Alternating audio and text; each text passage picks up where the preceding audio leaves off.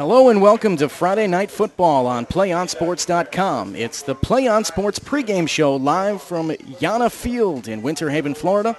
I'm Nick Grunowitz with Earl McDonald on your destination for high school sports, PlayOnSports.com. And tonight's matchup features the visiting Shorecrest Prep Chargers against the host All Saints Academy Saints. And, well, both teams here in the preseason getting their first bit of action here in the 2012 season. And with that, we'll bring in my partner, Earl McDonald. And, Earl, tonight, a game of two rebuilding teams. Both teams really did struggle last year, both with first-year head coaches. It's going to be a very interesting affair. Yeah, it's definitely a rebuilding season for both schools. One of them went 0-8. That was All Saints, only scoring just over 3 points a game. And Shorecrest went a little better at 2-8. So they're both looking to work the run and rebuild and work on some offensive plays tonight in their preseason opener. Yeah, we'll start with Shorecrest head coach Dave Moore, not in attendance. He's actually a color analyst on the Tampa Bay Buccaneers radio network, so he's not here for tonight's preseason game, well, because the NFL team has a preseason game. Bill Dugan, one of the assistant coaches, will act as the head coach, but this entire system in their first year. Head coach Gary Tufford on the other side for All Saints Academy is in his first season as well. And as we look down kind of the rosters here, Earl, 2011 was tough for both these teams, and they come in this year with very young quarterbacks, both of them sophomores, and we're going to really watch them learn the position. Yeah, they're both sophomore quarterbacks, and in particular, All Saints roster there's only 23 players listed on the roster for tonight, and 5 of them are actually 8th graders. So in addition to the young quarterbacks, there's a lot of youth on the field tonight for both teams. Well, let's talk a little bit about our impact players for tonight's game, one from either side. Earl, it's going to be interesting what these guys can do to carry their teams. Yes, with All Saints, with their youth, they balance that with a senior running back named Troy McNeil, who is going to be expected to be a leader on and off the field, and he's going to be expected to carry the ball and carry it a lot. On the other side, we have Shelty for All Saints Academy. Pardon me, that Shorecrest. Shelty, senior running back, a little over 8 tackles per game last game, and carried the ball for over 6 yards per game as well. So it's going to be interesting. Both these teams very evenly matched, looking to have a much better 2012 than they did 2011. And, well, that's going to do it for tonight's PlayOnSports.com pregame show. We'll be back with the kickoff in just a few minutes. It's Friday Night Football begins next on your destination for high school sports, PlayOnSports.com.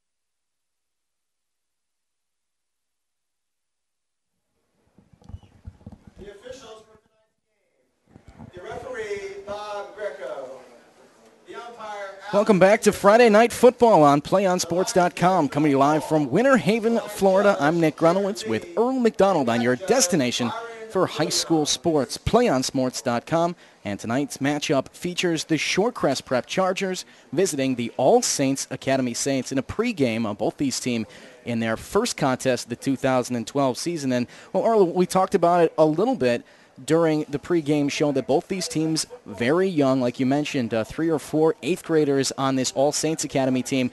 It's going to be one of those games where you see both coaches out early trying to teach the fundamentals of the game. Yeah, it's going to be a very fundamental ball game because both teams do have a lot of youth, both starting sophomore quarterbacks like we talked about, but also both have returning senior running backs. So they're going to be relying very heavily on the leadership and performance of those senior running backs. Absolutely. It's going to be a lot of ground and pound tonight if the ball does go through the air. It's a very windy day today here in Central Florida as well, so that may have a factor. But both first-year head coaches, of course, we got a chance to talk with Shorecrest a little bit. They're going to be running defensively a 4-4 defense, so we're going to see a lot of getting after the quarterback. But, of course, that team is going to try to maybe stay back, protect against the pass, and try to really make sure they shore up against the run game as well. But, of course, here in Winter Haven, Florida, the Shorecrest Prep Chargers visiting the All Saints Academy Saints. Both teams have met in the middle of the field, as you can see with the referees, and now we're just about ready to get underway. As you can see, Shorecrest on the road here in white jerseys with green and gold pants. The home team, All Saints Academy Saints, in blue jerseys, blue pants, and red helmets. Shorecrest in green helmets as well. But, well, both these teams, of course, early on, both young quarterbacks, you have to really just kind of start to get into the swing of things once again as well, Earl. Yeah, I expect that we're going to see a lot of running early, and a lot of running late. Let's get your referees to you. The referee, Bob Greco, umpire, Alan Henderson. Philip Hall is the line ref. Jared Lee is the line judge, and the back judge is Byron Williams for this one, as we're just about ready to get underway here at Yana Field. And it looks to me like All Saints will be kicking off, and moving from right to left, left to right, will be Shorecrest Academy. Trying to see who's back to receive. Looks like that's number 11 back for Shorecrest to receive. Tyler Knapp will go back. And kicking things off will be number 15 for All Saints. So we're ready to get things going here once again. We're just waiting for the referee to let us know that we're going to get things started here. Pardon that, make it number 45 that'll be kicking off. That helps me out. Nelson Hughes will kick things off. And this preseason game is just about ready to get underway. Once again, we're here in Winter Haven, Florida. It's a windy day as the wind blows across the field from left to right. Maybe right to left, pardon. The ball has already fallen off the tee a couple of times, so this one is going to be affected by the wind either way. Whether or not either team passes the football, the wind is going to affect this one, whether it be either passing or the kicking game. Once again, Hughes is back and ready to boom this one off from the 40-yard line, and back standing about the 2 or the 3 is Knapp. Hand goes in the air by Hughes, and he puts toe to leather.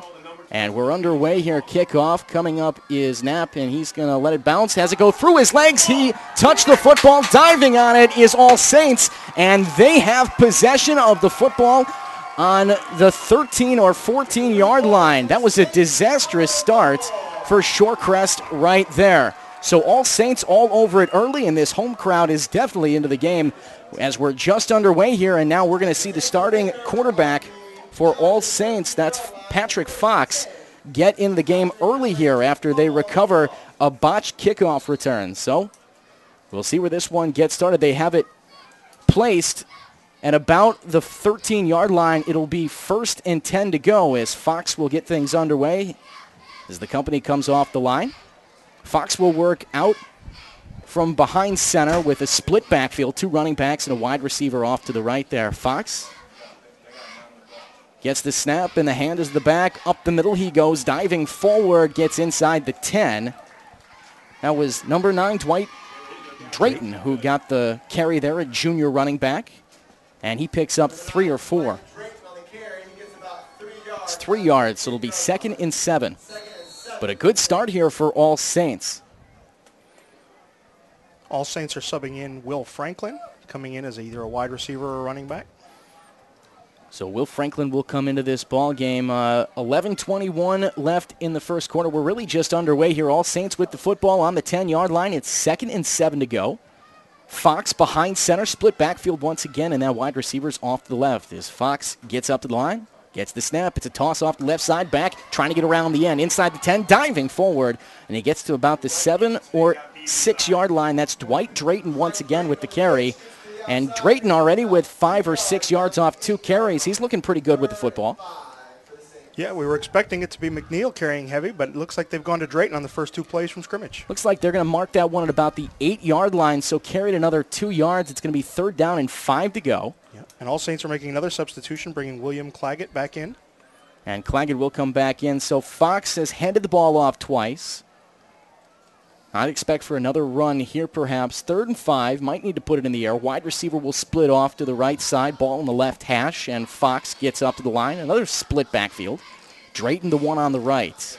Wide receiver in motion, right to left. He's going to go into the slot on the left. Here's the snap, hand to the back. Up the middle, he's hit at the line of scrimmage and stopped right there. That was Troy McNeil that got the carry. He wasn't quite as effective, but the defense sniffed that one out early. And we have our first 4th down of the game. It's going to be 4th and 4 or 5. And early now it's going to be a decision for the first-year head coach for All Saints Academy, Gary Tufford. Do you go for the points or maybe go for the touchdown here? Let's see.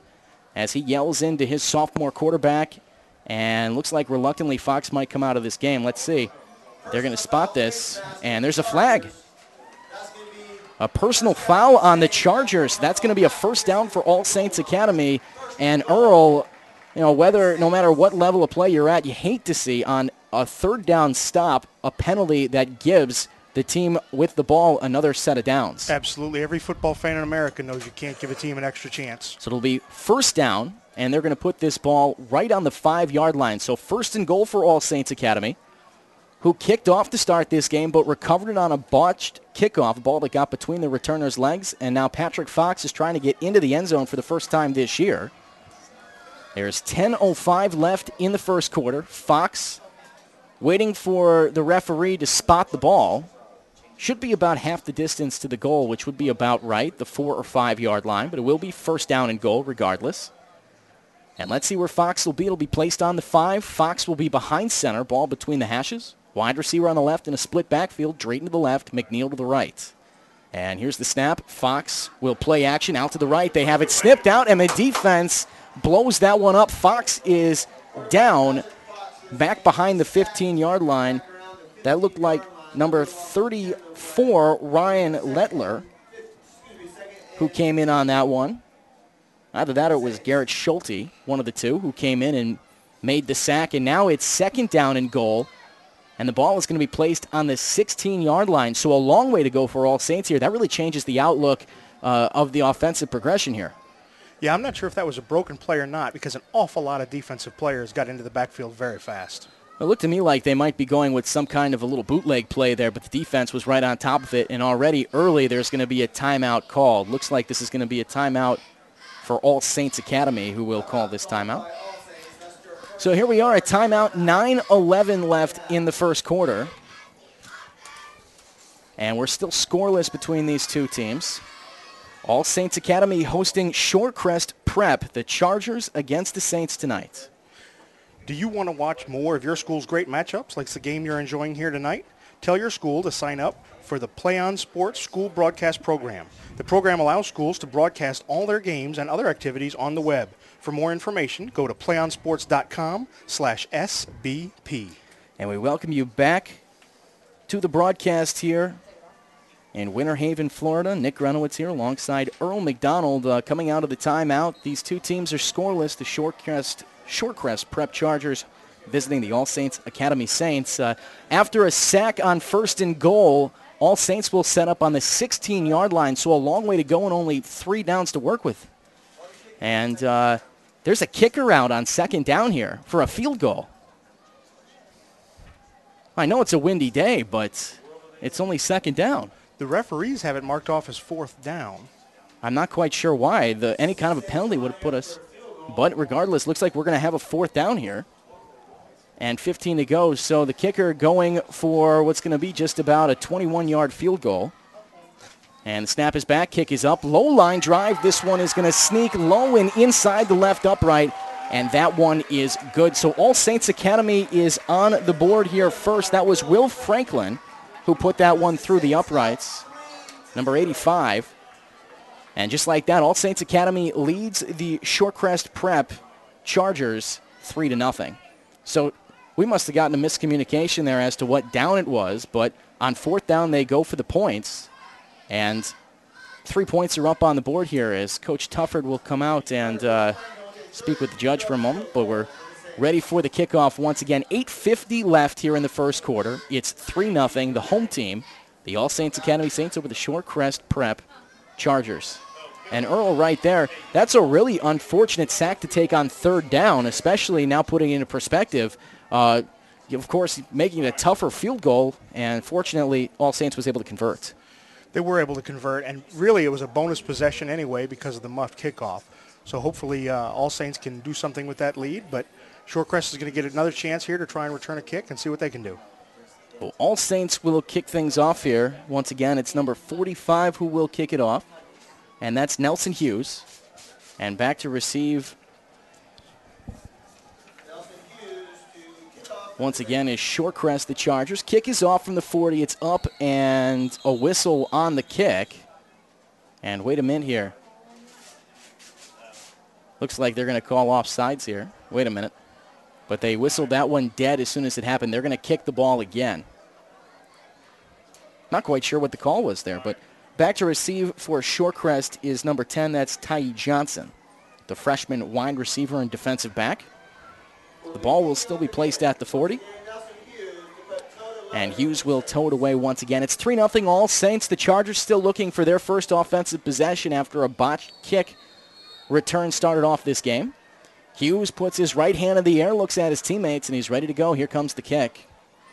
This one's high and well short. It's received at the 30 and brought right back up the middle. And here's a run to the left for Shorecrest, and the ball carrier is going to get past the 40-yard line. That was Aaron Johnson, the senior wide receiver, who stepped up and took that one. And Shorecrest is going to have some very good field possession to start this one off. Just past the 40, just about at the 41.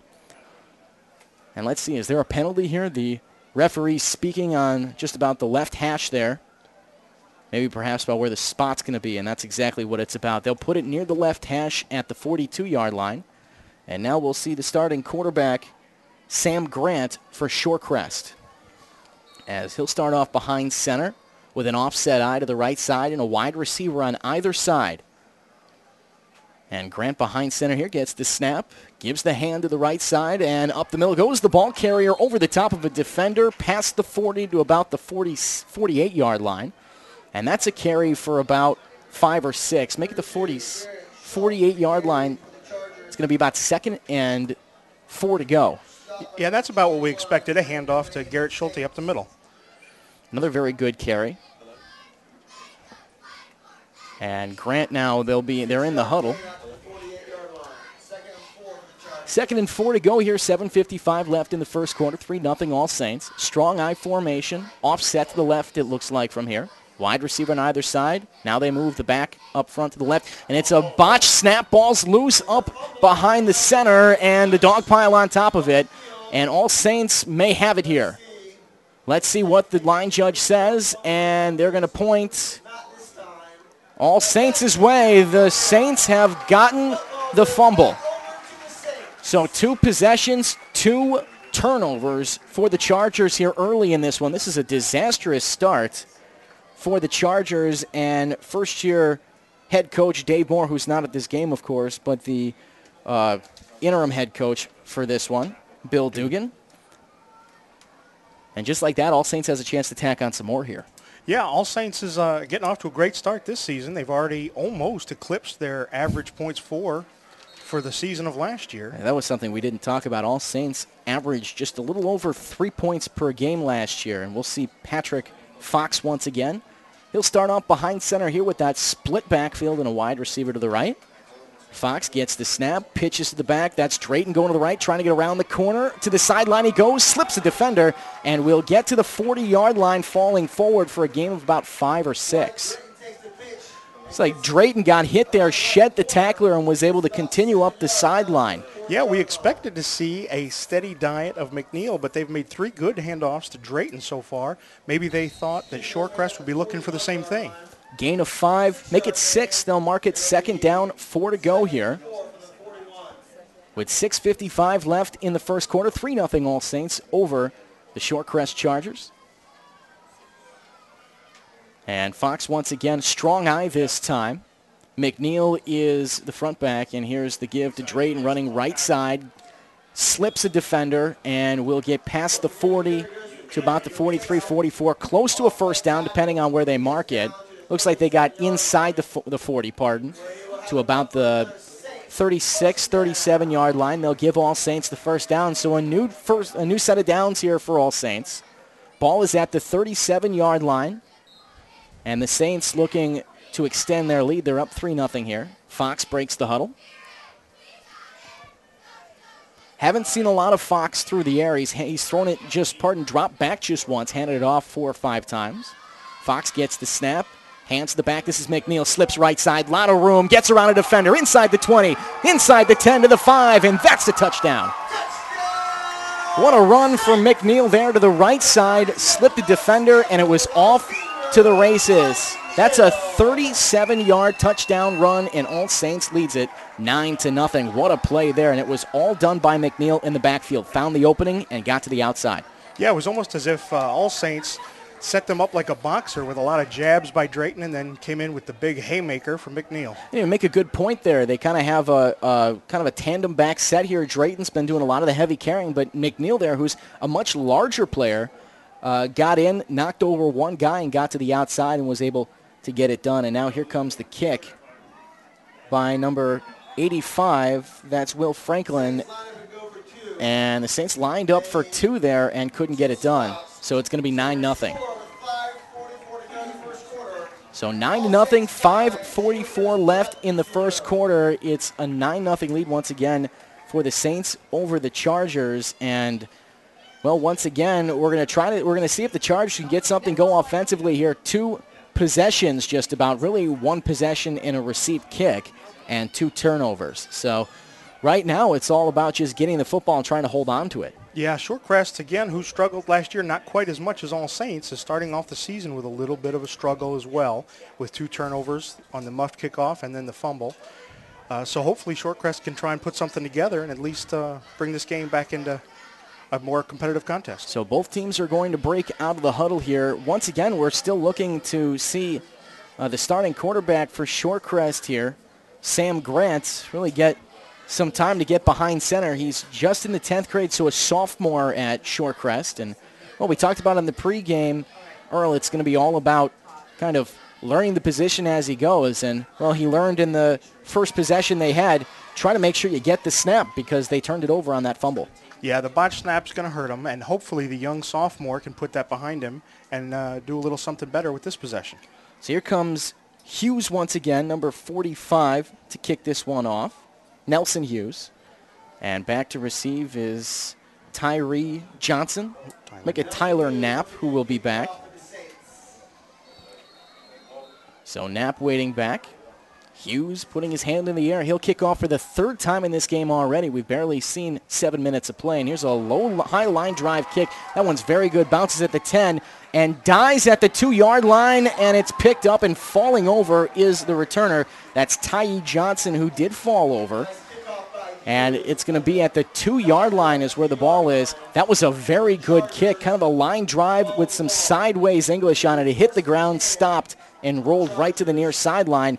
I was surprised to see Johnson play that one because they had a chance to get out the sideline on the near side here. Yeah, he probably should have let it go. And I'm not sure if All Saints is doing this on purpose or not, but their kicking game seems to be very interesting here in the first quarter. Very good. But let's see what starting quarterback Sam Grant in the offense can do here as Grant and company will break out of the huddle. Ball is at the 4-yard line, 3-yard line. 4-yard line. It'll be first down and 10 to go. Grant behind center. Strong eye up the middle. No wide receivers. Here comes a run. Snap. Give to the deep back. No, Grant out to the right side. Throws the ball down the field and misses it wide to the near sideline for the intended wide receiver. That's Jake Kohler, one of those impact players we talked about in the pregame show. Kohler almost had it, but just couldn't quite get a hand on the ball. And when we talked with interim head coach Bill Dugan, he said they're going to need a lot out of Jake Kohler, a senior and a tight end on this team, as well as an outside linebacker on the defensive side. They're going to look to him a lot this season, and I would expect to see him targeted quite a bit when Shorecrest puts the ball in the air.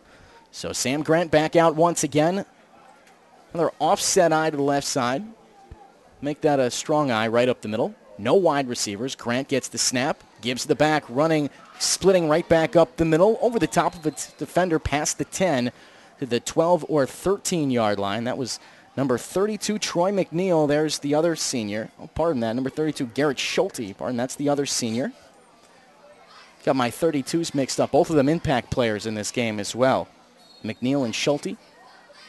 But Shelty carries that one for 6 yards. It's third down and 4 to go.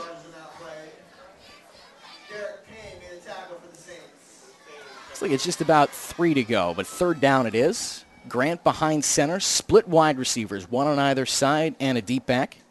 Deep back is Chad Swindell. Here's the snap, and the give is to Swindell running left side, gets around the end, tripped up on a very nice shoestring tackle by number 45. That was Nelson Hughes, the kicker, who was able to make the tackle. That's going to set up fourth down. Yeah, Shorecrest would have probably really liked to get a first down there, just if nothing else to build some confidence for that young quarterback and see if they could move the ball a little further down the field. Absolutely, and now here comes the kicking game, it looks like, to put this one back. Back to receive for All Saints. Looks like, is that Bennett back there, number 10? Can't quite see. There's no numbers on the sleeves. But back to kickoff. Shorecrest will put it up in the air. 4 minutes left, and it's 9-0 All Saints here in the first quarter. Kick is up. A little bit of pressure. End over end the ball goes, and it's going to skip by the punt returner. Yes, that is Bennett. Bennett will reverse field, come to the near sideline, slips a couple, and he fumbles the football, and Shorecrest has it. He fumbled the football, and Shorecrest was able to get it. That's number 7, Aaron Johnson, the senior running back and wide receiver, who picked that one up, and Bennett just had it go right back out underneath his arm, and it bounced right on the sideline, a gratuitous bounce for Shorecrest as Johnson was able to dive on top of it. That's the best offensive play they've had all game. It is, and it's they were definitely due for a break in special teams. There they it had is. 2 special teams miscues already, and that one maybe makes them feel a little better. Let's see what they can do with it. Well, we've seen 3 turnovers in this game, 2 by the Chargers and 1 right there by the Saints, but it'll set up first down and 10 from the 37-yard line of the Chargers. And once again, Sam Grant will come up and get behind center with a wide receiver on either side. Schulte in the backfield. And now they'll set off an offset eye. Here's the snap. Give to Schulte, running left side. Spins off a tackler, running left. Leaps the defender and gets 5 or 6. Not a bad play for Schulte, maybe 5. I would say at most. It's going to set up second down and about midway to go. So Schulte gets 5 there. Second down and 5 to go. The ball will be placed at the 42 near the left hash. And you can see very early here, Earl, that it's going to be run heavy for Shorecrest. Yeah, and I think they need to keep doing that. Garrett Shelty seems to get decent yardage on almost every play. They should keep giving him the ball until they can start building some confidence and start moving down the field. Grant behind center, offset eye to the right side, and a wide receiver on either side. And Grant in the cadence, gets the snap. Play action to Schulte, looking down, throw right side. This throw is short, almost picked off, intended for the wide receiver, but Troy McNeil was in the area. That was intended for Tyler Knapp, the senior wide receiver, but it was just incomplete, and that's going to set up third down and 5 to go. And well, McNeil has carried the ball twice. Pardon them, Schulte's carried the ball twice, both for 5 yards each. Surprised that on a second down scenario there, they're not going to go back to the ground to try to get as close as they can to that first down marker. Yeah, I'm surprised too. Maybe they were hoping they could pull something big off and get back in the game quick. Seems like they've gone for the home run twice through the air on a play action as Grant is once again behind center. 1 in the backfield, that's Schulte. And the snap, Give is to the front back, running right back up the middle, and having some room is the ball carrier inside the 45 to about the 42-yard line. That was Irene Johnson, the man that picked up the fumble, and he gets a huge first down for Shorecrest there, moving them into Saints territory. That was a nice little up-back play there as he faked it to Shelty, Grant did, and then handed it to Johnson. It was a great play, and it got him a first down, and more importantly, they're finally on the All Saints side of the field. Absolutely. This is the first time the Chargers have gotten into Saints territory, and Grant will set up at the opponent's 42-yard line. It's 1st and 10, a minute 30 left in the first quarter. Offset eye to the right side. Grant is set and ready to go. Chargers trying to get on the board, and as you can see there, some movement early, and it looks like this is going to be a false start. Encroachment, yes, on All Saints. That's going to be a 5-yard penalty. So it's going to set up first down and 5 to go. The ball will be moved to the 37-yard line. And the Chargers once again using miscues and penalties to try to move their way down the field. They picked up a fumble to start off this drive, and now they've started to get some momentum as Grant is behind center once again. It's 9-0 here. All Saints lead it. The give is to Shelty, running right up the middle. Dodges one defender and is taken down finally by 2 inside the 30 at the 28, 29, 27, 28-yard line. I think it's 23. Perhaps. You're right. It is about the 23-yard line. I lost the 25 there on the look, but it's the 23-yard line. Huge carry there. That's going to be a 15-yard carry. 14 or 15-yard carry for Shelty. Grant ready to go once again. Chargers trying to get on the board as Grant is behind center. Offset eye to the right side and a wide receiver on either side as well as Grant gets the snap. And the give is to the up back running right up the middle inside the 15 near the 10. And that was number 9, Chad Swindell, the freshman running back. Running game for Shorecrest looks very good. They're opening up some nice holes on either side of the line. Indeed. They finally have gotten the ground game going without any miscues, and they've gotten the ball to 3 different running backs on this drive. Ball inside the 15. They'll mark it at the 14-yard line. That was an 8 or 9-yard gain there. It's going to set up second down. And 2 or 3 to go. And once again, Grant is set and ready to go behind center. And that'll end the first quarter. So Grant doesn't get it off before the first quarter ends, but that'll bring us to the end of the first here at Yana Field. It's 9-0 All Saints Academy over the Shorecrest Preparatory School. And, well, once again, it's a 9-0 game. Play On Sports is on Facebook and Twitter, giving you news and information and links to great highlights. Follow us at Play On Sports on both Facebook and Twitter.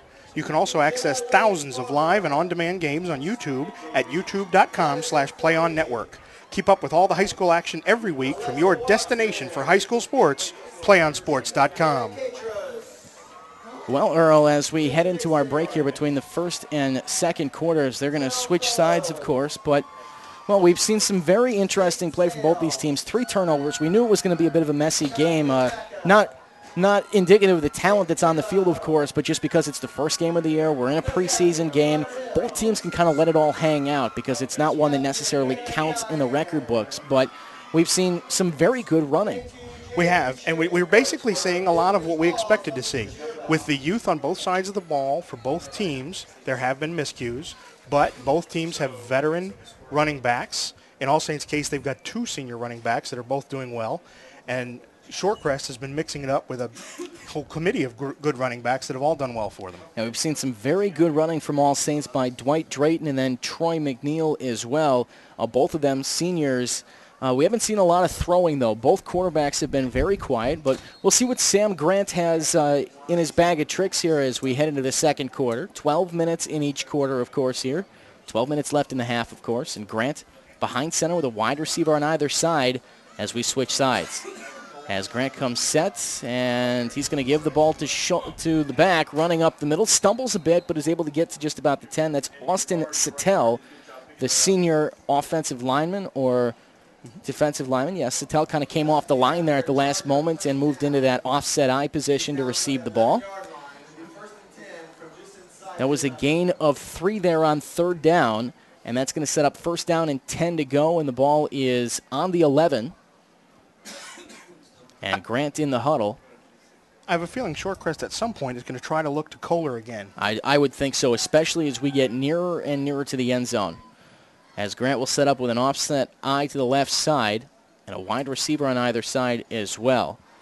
And here's the snap. Give to the back. That's McNeil, Shelty, moving up to the right side. Fights off a defender. Falls near the end zone, but he's about 2 yards short.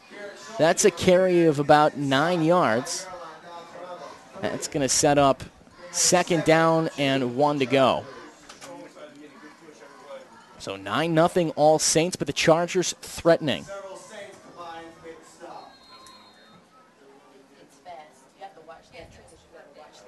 It looks like they've marked it a little further back than we thought. It looks like it's going to be about second the 3 and 2. or 4 yard line as they move further down there. So it's going to be second down and about 3 or 4 to go. And Grant behind center. Strong eye. Shelty is the deep back. About all 11 players in the box. There's the snap. Give to Shelty. Right up the middle he goes and into the end zone. That's a touchdown for the Chargers. Shelty with his first touchdown run here in the game. And just like that, it's 9-6. The Chargers cut into the Saints' lead with 10-12 left in the second quarter. But right there, pretty standard, right up the middle when Shelty was able, he kind of faked to his left and cut right back up the middle and almost went in untouched. He did almost go in untouched, which is saying something since pretty much the entire All Saints team knew that was going to Shelty, that everybody lined up there in the middle. They just couldn't stop him. Here comes the point after, and it is banged in wide left. No good, so we're going to have a 9-6 game here as the Chargers will now kick off to the Saints, who will move from left to right. 12.5 seconds to go in the second quarter. All Saints 9, Shorecrest 6. PlayOnSports.com is not only your destination for Friday night football action, but it's also the place for the most comprehensive coverage of high school playoff and championship events in all sports from across the country. PlayOnSports.com, high school sports lives here. Once again, 10-12 left in the first half. It's a 9-6 lead for All Saints Academy over Shorecrest Prep. Little recap in this game. All Saints has taken advantage of 2 turnovers for that the Shorecrest Prep players have dropped. One on the botched opening kickoff that got between the legs of the returner, and Shorecrest was able to, All Saints was able to turn that one into a field goal, and after that, on a botched snap, on a fumble, All Saints was able to get into the end zone on a 34-yard touchdown run by the senior running back, Troy McNeil. And that's 9 points for All Saints. Once again, they have a 3-point lead over Shorecrest, who just came back with a touchdown run by Shelty. He put that one in the end zone, a 4 or 5 yard run, and here's the kickoff. And it's caught and fumbled by the back. That's McNeil running right up the middle, goes over the top of a defender and falls forward to about the 30-yard line. That's going to be about a 25 or so yard run back for the senior. McNeil there kind of dropped it at first, but was able to get enough out of it, more than I thought he was going to get. To about the 31 is where he went. Shorecrest kicked it fairly deep, so even though he muffed the catch, he was able to pick it up and still make something happen. Let's see if we have Patrick Fox coming back into this game, and it looks like we will. Yes, the quarterback, the sophomore, will come into the game once again. He'll have that split backfield with Drayton and McNeil with a wide receiver off the line to the right side. That's number 85, Will Franklin. And the snap is back. Give is to Drayton, but the play is blown dead first. We're going to have a false start on the offense here, I think. We'll take a look and see what the call is. I'd imagine it's going to go against the offense, and it will. That's a false start on All Saints, and it's going to be first down and 15 to go for the Saints. Ball will be placed between the hashes. I expect that's not the last false start we're going to see tonight from either of these teams with all the youth, especially with the sophomore quarterbacks. I completely agree with you. I think both of these teams are going to play a little bit tight tonight. We're still really just underway past the first quarter and 10 minutes left, 2 minutes into the second quarter. And Fox will break back out of the huddle. Pretty much the same offensive lineup that we've seen. Split back and one wide receiver. Fox with the snap. Play action. He's pursued by the defense. Throwing off to the sideline. Ball is caught by McNeil at the 25. A nice catch, but it's going to be for a loss regardless of 4 or 5. McNeil made a very nice catch on his back foot near that backside, but still it's going to be for a loss of 2 or 3 yards perhaps, maybe a no gain. Yeah, about half a yard loss. Clock continues to run with 9:20 left in the second quarter. And Fox is really going to have to go to work here on 3rd and 15. He is, but that was a good example of McNeil, the senior, trying to bail out his quarterback and see if he can make something happen. It was good to see the quarterback go to his safety valve as well while he was in trouble, off to that running back going to the right side. Fox once again set. Looks like a blitz is coming from the secondary here, and it is. And the snap is back, and another flag on the play. Looks like another false start we're going to see. And it's going to be, this is going to set up 3rd down and Hail Mary. About 20 yards to go for All Saints. Yeah. Unfortunately for All Saints, a 3rd and 21 is not the ideal circumstance for a sophomore quarterback and a heavy running team. Absolutely. This ball is going to be placed on the 20-yard line at the right hash, and it's going to be 3rd down and just about 20 yards. They need to get all the way to the 41, so 21 yards. I wouldn't be surprised to see them try a screen, maybe to Drayton. This seems to be the quicker of the 2 running backs. You really don't have a lot in your playbook for 3rd down and over 12 or 15 yards. When it's 20 or so, you're chucking it down the field. Fox is ready to go. Split backfield, and it's a give to the back running right up the middle. McNeil shuffles to his left side, and he's taken down at the 30. And Troy McNeil takes it about 10 yards. A very nice run, but definitely not enough for All Saints. They needed 21. And the ball will be placed at the 30-yard line, and the punting team is going to come out here, I would think. Thank you for showing me that. Pardon that, that's going to make it 3rd down right there. And there's going to be one more play.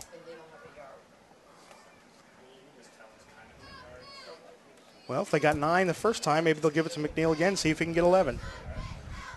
So 3rd down and 10 or 11 to go here. Ball on the 30. They need to get to the 41. Fox ready to go. Gives to the up back, who's hit in the backfield and taken down, but not before a flag. It looks like there's going to be a false start. Looks like the offensive lineman on the right side on the end moved early. That's the 3rd false start on All Saints in this offensive possession. Both teams had played relatively clean throughout the first quarter. We hadn't seen many penalties. No, that both teams also worked with a short field due to the miscues, though. And absolutely. With All Saints trying to make a drive here, they are finding on occasion they're having some stumblings. Guys trying to get that just second of advantage to try to make sure they protect the quarterback on the strong side. We'll see what All Saints has in the playbook here on 3rd down and 15 to go. Ball on the 25-yard line. Fox split backfield once again, gets the snap. Dropping back, blitz from the right side, and Fox is hit in the backfield, fumbles the football, and it looked like Shorecrest fell on it, and they did. The Chargers fall on the fumble. Fox is still down, but now getting up. And that was a blitz coming from the right side, and a very nice play at that to force the fumble. One of the outside linebackers hit him. Like 2 or 3 players got there simultaneously to force the fumble. So the second turnover of the game for All Saints results in a short field for the Chargers. Ball will be placed inside the 20 at about the 18-yard line. It'll be 1st and 10 for Shorecrest. And they're starting quarterback Sam Grant. So Grant will work his way back up behind center. Strong eye to the right side. And Garrett Shelty, the deep back on this play, a wide receiver on either side. And here comes the snap for Grant as he waits, surveys the defense, hands to Schulte up the middle, hit in the backfield and taken down by the defensive back. That was number 42, Derek Payne, who made a very nice play. A sophomore hit Schulte in the backfield, Schulte in the backfield, and took him down for a loss of 2. Ball will be on the 20. 6:57 left in the first half. It's a 9-6 lead for All Saints, but Shorecrest is threatening here. The Chargers looking to at least tie the game with a field goal. Looks like they're in field goal range from right about here. Would be about a 30-yard attempt. Then again, at this level, that would take a very nice leg. But we'll see where Grant is. who's behind center. Ball on the left hash. 2 wide receivers and 2 backs. And a throw to the right side on the flat. It is caught and pushed down as the wide receiver for a gain of 1 or 2. That's number 11, Tyler Knapp, with the catch on the outside of the hash. Just a little out throw. Ball had a little bit too much under it. Knapp had to wait for a little bit too long to maybe have something after the play. But that's going to set up 3rd down with about 7 or 8 to go. With 6 minutes left in the second quarter, it's 9-6 and a timeout called. We'll see whose timeout this is. Believe it's All Saints calling this one. It'll be a timeout for All Saints. Stay tuned for the PlayOnSports.com postgame show, where we will select our player of the game, as well as wrap up all the action from this ball game. That's coming up following the game on your destination for high school sports, PlayOnSports.com. So we're about midway through here, the second quarter. It's a 3-point lead for the All Saints Academy Saints over the Shorecrest Prep Chargers. We welcome you into the broadcast. We thank you for joining us here on PlayOnSports.com, your destination for high school sports. Alongside Earl McDonald, I'm Nick Grunwald. It's the whole crew here in Winter Haven, Florida, and happy to be here on a beautiful night in Winter Haven on the campus of All Saints Academy. Shorecrest is threatening here. Both teams have turned the ball over twice and turned it into some points. Or if Shorecrest convert here, that'll make that true. Sam Grant will come out of the huddle looking to put his team ahead with a touchdown. And Shorecrest will set up with 3 wide receivers. First time tonight we've seen 3 wide receivers on the field. It's 3rd down and 7 to go. Grant will be in the gun. Clock will get started. A back to the right of Grant. Little shotgun play here, and now the umpire will come to this side of the field as time is stopped. There's 2:55 left. Well, go ahead. It'll be interesting to see if that completed short pass to the right by Grant gives him a little bit of confidence, and maybe he'll look for Kohler now that they're down close to the end zone again. Especially with a long-distance play, you set up this shotgun to try to give your sophomore quarterback a little bit of confidence that he has time to get this throw off as well. And of course, the younger quarterbacks more comfortable in the shotgun than they are behind center because they know they have 4 or 5 extra yards of time for the defensive backs, until the defensive backs can make up that yardage. And it looks like the coaching staff for All Saints was hollering something towards the officials in the middle to check the spot, perhaps, as the officials went up and made sure they had it at the right place. Ball is inside the 20 at about the 16-yard line. And Grant will stay in the gun with 3 wide receivers. 3rd down and 7 to go here. Grant with the cadence. Snap back. Loft throw to the left side. Ball is caught and upended as the wide receiver, and he drops the football. What a throw from Grant. A bullet to the left side, and the wide receiver does not make the catch. That's number 24, Marcus Blake, a freshman wide receiver. That was a very good throw from Grant. Put it right on a button, and a great stop by the defensive back to force the ball loose. And now looks like a field goal is coming. Yep, and I have a feeling that Marcus Blake, 3 or 4 games from now, may make that catch. I think that's definitely something we're going to see tonight, as both these teams are going to mature as this game goes on, and of course as the season goes on. I don't think we have a team here that's going to go winless this season like Shorecrest did last year. Like All Saints went last year. They went 0-9. Shorecrest 2-8 a season ago. And now on 4th down, Shorecrest is going to go for it. And now timeout called. This is assistant coach and interim head coach Bill Dugan who's going to call time for Shorecrest. Surprised to see Shorecrest going for it on 4th down and about 7 to go?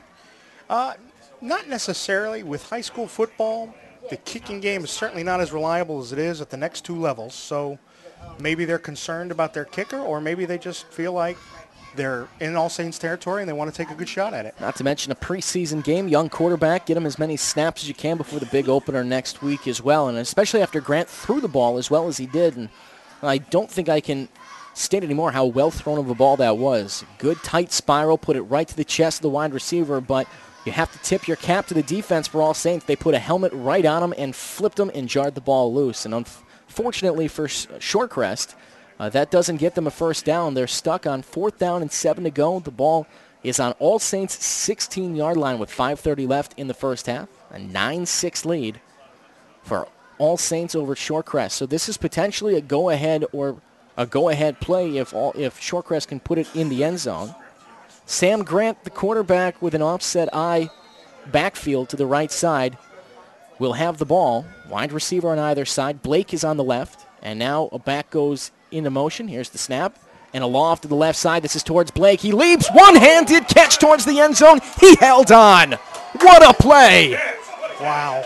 That's going to put Shorecrest up here 12-9. What a play by the wide receiver. And that was Blake once again, who just dropped the pass, and he makes an even more difficult play there. One hand over the shoulder for a touchdown. Clearly, I didn't give Blake enough credit. I thought it might take 3 or 4 weeks for him to start making those catches, but he made it a few plays later. Yeah, maybe the next play there, just a fade to the left side. Blake went up over the shoulder, held on around 2 defenders. What a play, and here comes the extra point from the kicker, Killian Wright. And the snap is back, the kick is up, that one's banged right through, and just like that, it's a lead for Shorecrest on 4th down and 7 to go. A 16-yard touchdown pass from Sam Grant to the wide receiver Blake to put Shorecrest up 13-9. What a play, especially on the road. Indeed, and I think that's really going to help Sam Grant with his confidence as a sophomore. He made several great passes. They weren't all completions, but he made several great passes on that drive, and they ended up with the great touchdown pass. What a nice play there. Shorecrest has to be brimming with confidence after that one, and now the Chargers have taken the lead, and the Saints will look to answer here as they send their senior running back out to receive the kick. Troy McNeil out there along with Eddie Bennett. Bennett, the one who fumbled earlier in this game to give the ball to the Chargers on a drive that eventually led to 6 Chargers points. So 2 touchdowns tonight for the Chargers. Saints with a touchdown and a field goal. And ready to kick things off. This is the first time we'll see the Chargers kick off tonight. And pardon the second time as an end-over-end kick is received by Bennett. He's going to take it right up the middle of the field. Slides past 3 defenders, falling forward past the 30. It's like just short of the 35, the 33 or 34. And that's where All Saints Academy will get started with just about 5 minutes left, 5:18 left, down 13-9 here in the second quarter. So we'll see Patrick Fox once again. All Saints moving left to right here. They're in the blue jerseys and the blue pants with red stripes down the sides. Red helmets as well. Charger, go ahead. I would expect to see another more split backfields with Drayton and McNeil back there. And that's what we're seeing. Absolutely. We've seen that the entire game as Fox will get up behind center. Split backfield, McNeil's on the right side, Drayton on the left, and a wide receiver to the left side. Here's the snap. And a rollout left side, a keeper by the quarterback. That's not Fox, who's hit in the backfield and driven all the way back. That was Eddie Bennett who took it on a direct snap. I think Shorecrest sniffed something out there. I saw one of their safeties surge right up to the line right before the snap. So that's going to be a loss. They're going to mark the ball carrier down for just a loss of 1. So that was the best case scenario there for All Saints and where the spotting went. It's going to set up 2nd down and 11 to go, it looks like, from about the 33-yard line. And now, once again, the offense ready to go. Here comes the snap. 2 backs in the backfield, and the give is to the up back. This is McNeil running right up the middle, spins, loses the football, and Shorecrest falls on top of it near midfield. Another All Saints Academy turnover, and Shorecrest is able to take advantage of that one. And that was Travis Dugan, the defensive back, who fell on that one. The interim coach's son, a sophomore, who was able to pick up that fumbled loose ball. And now Shorecrest with a chance to extend the lead. They're going to mark it down on the 45. And really nothing surprising, like we talked about throughout the game and from the pregame. A lot of youth, a lot of inexperience, first game of the season, a lot of mistakes. McNeil with the fumble there. He turns it over, and it'll be 1st and 10 to go for Shorecrest. And back out once again, Sam Grant, the quarterback. Wide receiver on either side, one on the back, and here's the give to the back. This is Shelty running left side, outside the numbers. He's hit, tripped up after an extended run of 13 or 14, and, well, this just in, Travis Dugan, the backup quarterback, has entered this game now. Ball is taken down inside the 35 to the 33. Inside the 30 make it. No, pardon. Inside the 35 to the 33. Big run there at 12 yards. It was. And speaking of that quarterback substitution, this is not something we didn't expect. The coaches said he was going to get some reps. This is, of course, the acting head coach, Bill Dugan's son. He said his son was going to get some work in here, either if the team is up, and here's a lofting throw right side, this one in the air for a long time. Ball juggled, and it is caught in the end zone for Shorecrest. What a play. The wide receiver on the right side juggled that one off the defensive back, Eddie Bennett's back there, and was able to haul it in. And the catch made by number 11, that was Tyler Knapp, the senior, and he made that look very, very easy on a very difficult play. Another touchdown for Shorecrest. They lead at 19-9, a 10-point lead for the Chargers. Yeah, indeed. And we just talked about this quarterback subbing in, and his first pass play, he drops back and throws it very, very deep to a receiver who ended up making a very acrobatic juggling catch for the touchdown. Killian Wright on for the extra point. Snap back, it's down, and the kick is up, end over end, and good. But a flag and stoppage of play before it looked like there was a false start there. We'll see what the line judge says. With 3:40 left, though, it's a 19-9 lead for the Chargers, and the penalty will go against the defense. And they'll retry the kick. But what a throw there. That was a 33-yard touchdown throw for Travis Dugan, his first throw of the game. And Killian Wright will go for it once again here. Snap is a little bit high but put down. And the kick end over end, good right down the middle. And it's an 11-point lead for Shorecrest over All Saints. 20-9 here in Winter Haven, Florida at Yana Field. And just like that, Shorecrest has come out at one point in time down 9-0. They've scored 20 unanswered points. Yeah, and it looks like their larger roster size and slight advantage in depth is maybe starting to take its toll on All Saints as they've gotten several possessions and touchdown passes by two different receivers. Do you want to watch more of your school's great matchups like the game you are enjoying here tonight? Tell your school to sign up for the Play on Sports School Broadcast Program. The program allows schools to broadcast all their games and other activities on the web. For more information, go to playonsports.com/SBP. And we thank you for joining us here on Friday Night Football on Play on Sports, coming to you live from Winter Haven, Florida, here at Yana Field on the campus of All Saints Academy. Nick Renowitz here alongside Earl McDonald, the entire crew for Play on Sports here for Friday Night Football. And Shorecrest, after extending their lead to 11, they lead at 29, will kick things off. McNeil and Bennett both back once again to receive. And here comes the kick from right. It's up in the air, end over end, and bounces once to McNeil. And he's going to run right side, try to get around the end, slips past the 30, and finally pushed out of bounds by a defender.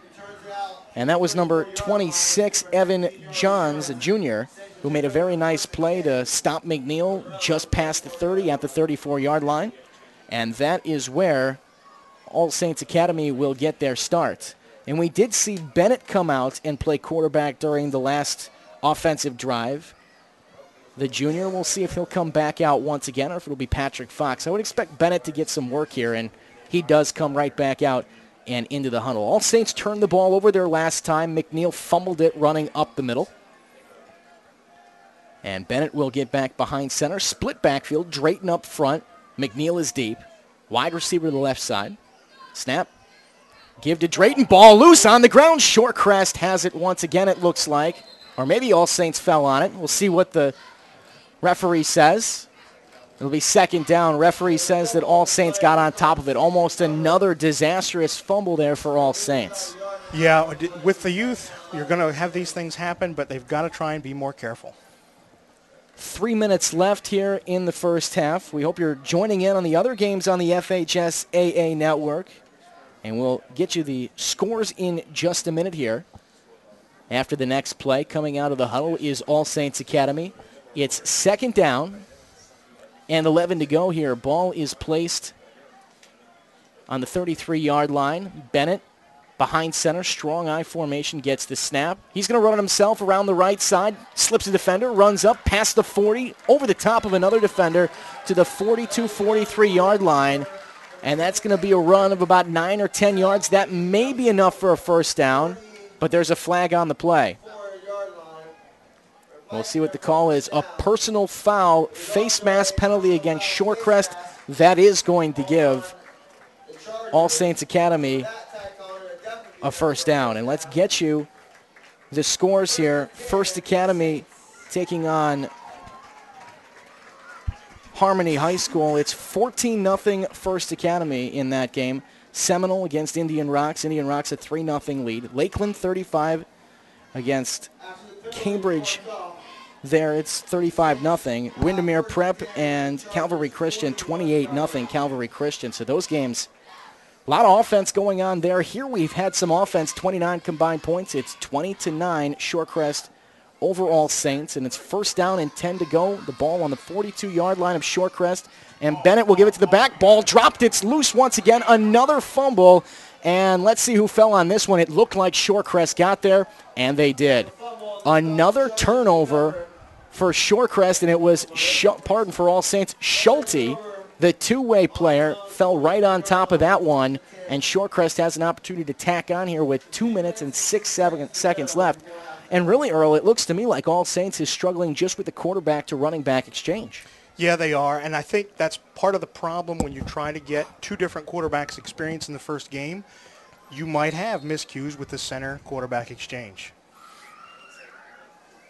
And Dugan will come back out here. He threw a touchdown pass on the last offensive possession. Wide receiver on either side, and here's the snap. Give us to the back. Schulte will push the pile right back up the middle and fall forward for 2 or 3 yards. 1:57, the clock continues to tick. 11-point lead for Shorecrest. This might be a situation for Shorecrest where they're going to put the ball on the ground, run out the clock, and go into halftime with the lead. It could be. It looks like they've already done quite a bit of experimenting. They've gotten 3 different running backs the ball, and 2 different quarterbacks have taken snaps, and they both have a TD pass. Dugan breaks back out once again. The company will get up to the line. 2 wide receivers and 1 deep back. It is Schulte who's back there. And now in motion, there's 2 backs, and the give is to the front back, slipping and fumbling the football is the up back. Ball loose. 3 All Saints dive on it, but the ball is still loose. And it looked to me like perhaps the ball bounced in Shorecrest's favor, and they were able to get on top of it. And let's see. They're going to say third down. Shorecrest was able to get back to it. All Saints had 3 players dive towards that ball, and it bounced off all 3 of them. Yeah, there have been several plays on the miscues and the strange plays where Shorecrest has seemed to get the lucky break. Although they didn't at the very beginning of the game, they have ever since. So if All Saints can change that and turn things around and get a few turnovers their way, they might be right back in this. That's going to set up third down and 7 or 8 to go. They mark it as 7. Ball is on the Shorecrest 47-yard line. Dugan will be behind center. 1:15 left in the first half. Dugan with the snap. Play action, rolling out right side. He's under trouble. Cuts in, slips a defender, and is taken down by number 42 for All Saints Academy. That's Derek Payne, the defensive back, a sophomore who was able to make that tackle. Pardon that, it was number 66, Lance Hammock, who took him down, the junior. Number 42 was, Derek Payne was in the vicinity. And now we're under a minute left. Shorecrest is going to bring the punting team on. And Eddie Bennett is going to go back to receive. So Bennett is going to receive this kick and then stay on the field and stay in at quarterback if they get it off. 35 seconds left now. 11-point lead for Shorecrest. It's 20-9. At one point in time, All Saints Academy led this one 9-0 as the punt is up. End over end, low line drive, bounces once in front of Bennett. He makes the catch, going to the 30, 35 to the 40. Cuts to the outside. He is torn down by 2 defenders. One of them, number 74, Alex Goforth, the senior linebacker. And the offense will get started on their own 38 or 39-yard line, 39-yard line with 17 seconds left. So maybe 1 or 2 plays left here in the first half. All Saints, maybe you try a toss down the field to see what you can get. And Bennett will stay in at quarterback. They did just sub in Will Franklin, one of their receivers. You have to think you take a shot down the field here, maybe try to put some quick points on, but Shorecrest should be in a prevent defense. Stay back, don't let anyone get behind you. 20-9 once again, Shorecrest with that lead. Bennett, a strong I formation, one wide receiver as usual. In motion goes that receiver from right to left. Bennett gets the snap. He's going to keep it himself. Running, hit in the backfield, spins off the man, and will get back to the line of scrimmage, falling forward. And he gets one, maybe two, and with 7 seconds left, both teams starting to stir. They're going to stop the clock with 5 seconds left. And now the referee is going to say there was a timeout called by All Saints Academy. You go with the quarterback keeper, and then you call a timeout to try to keep the quarter going. That's interesting. I would expect All Saints, if they wanted to play this like they wanted, put some points on to try to put the ball down the field in 5 seconds. Unless Ray Rice is down there, I don't think they're going to be able to put the ball in the end zone. Probably not, but remember, it's the first game for the coaches, too. Absolutely, I agree. It's not just the players. It's the first game out of the gates for both coaches who are both in their first year as head coaches. So, and this is Gary Telford, the head coach of All Saints Academy in his first year. Gary played a lot of different pro ball in his day. I got a chance to talk to him before the game, played in the CFL, and then just spent some time in the Arena League, I think more as a coach when he was talking to me about it. But, what a great pickup for All Saints Academy to get a man with pro experience to teach these young players the basics of the game. Absolutely. With 5 seconds left, Bennett will come back out with one wide receiver to the left side and a strong I backfield. 5.7 seconds left. 11-point lead for Shorecrest. We're coming out of the timeout for All Saints Academy. And stay tuned after the end of the second quarter. We'll have the PlayOnSports.com halftime show and then have the conclusion of this game as Bennett will get behind center. And we'll come out of the timeout here.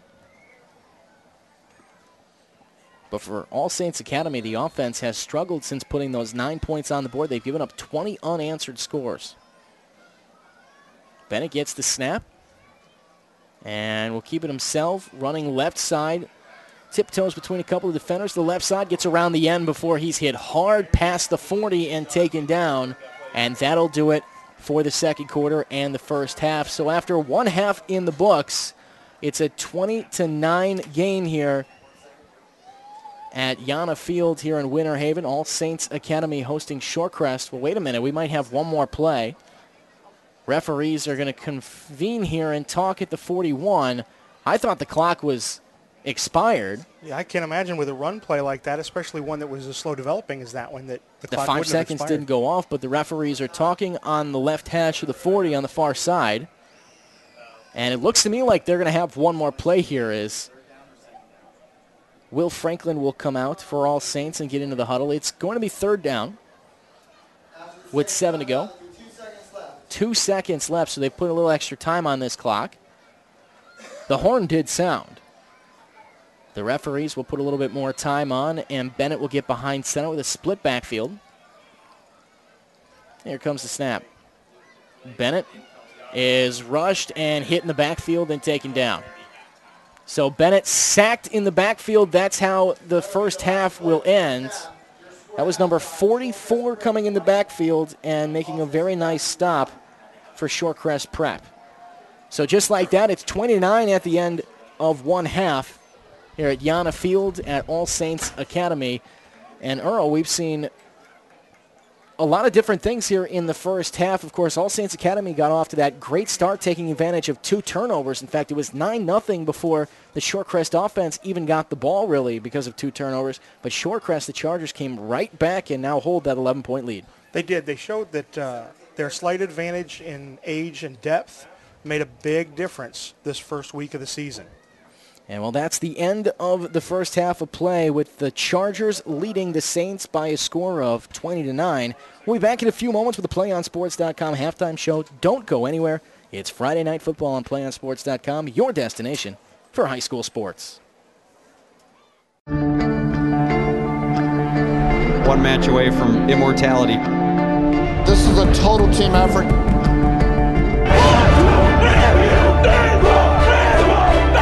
gonna come at you in one shot at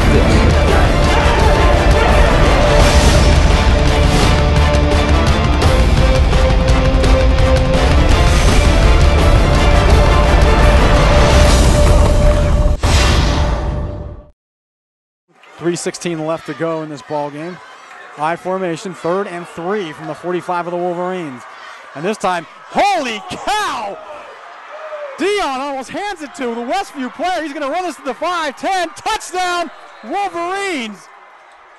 How did that happen? That was Snyder. Holy cow! He was in the backfield before the running back could even get the handoff. He took the handoff from Dion. He took the ball right out of Dion's hands and just holy cow! Can't say I've seen that one very often. Snyder comes shooting in from the A-gap.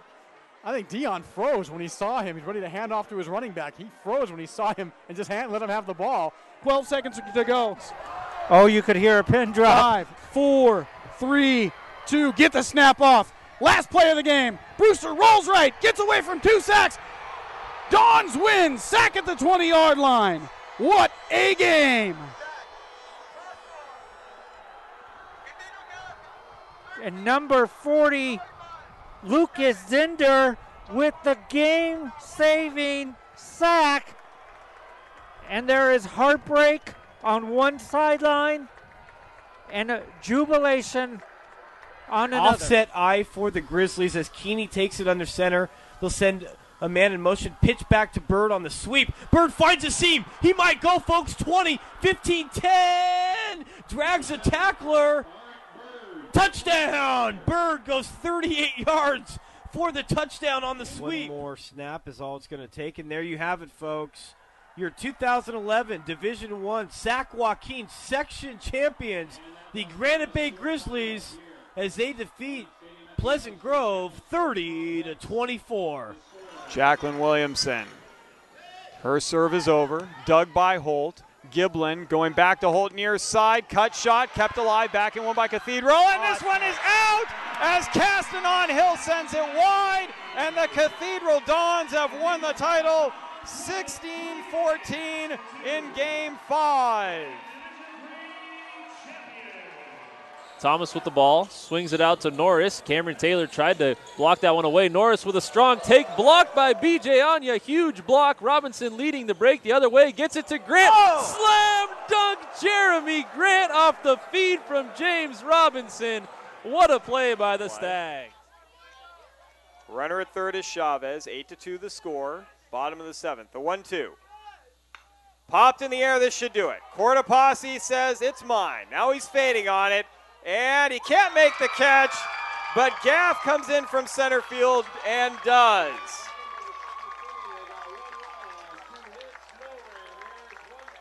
Congratulations to the St. Mary's Rams, a three-peat. They win it 8-2 against Franklin to take the series 2-0.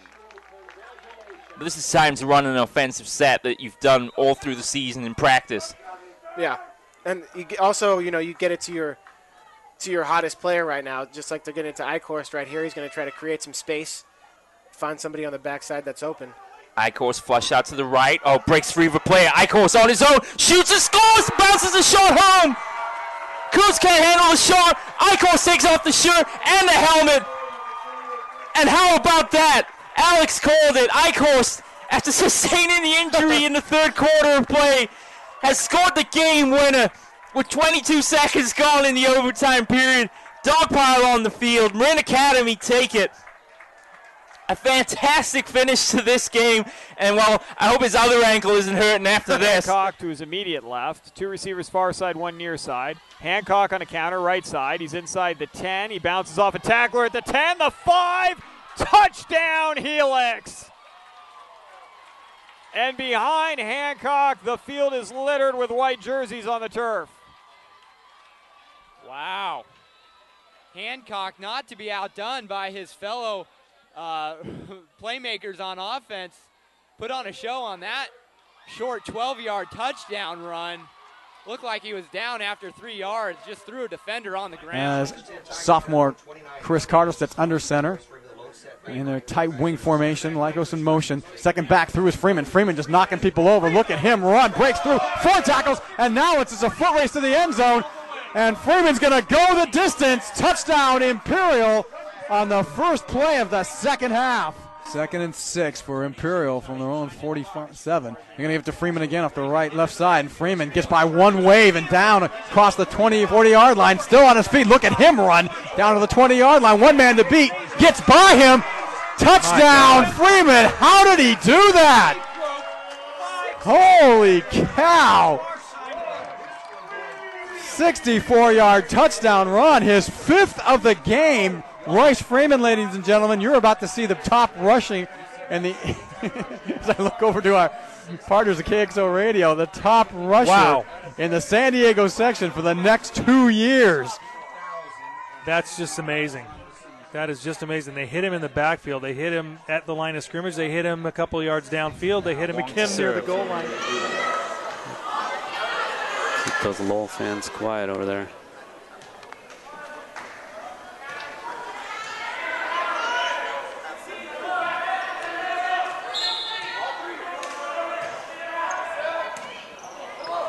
Lum sets it up for Pang. Long, it's out. Low, a magnificent 7 titles in the San Francisco section in dramatic style as they pull out a fantastic victory over a spirited Galileo Lions team. They win the 4th game, 31-29, and they take the 2012 Academic Athletic Association San Francisco section title. Officials say no 5-second count can be started. Nobody was close enough defensively. Lyle's going to swing left side. Robinson. Here is a backdoor lob for Grant. They've been wanting that all game. And they got it, 50-42. They lulled you to sleep, and then they hit Grant on the back door. They trail by 2.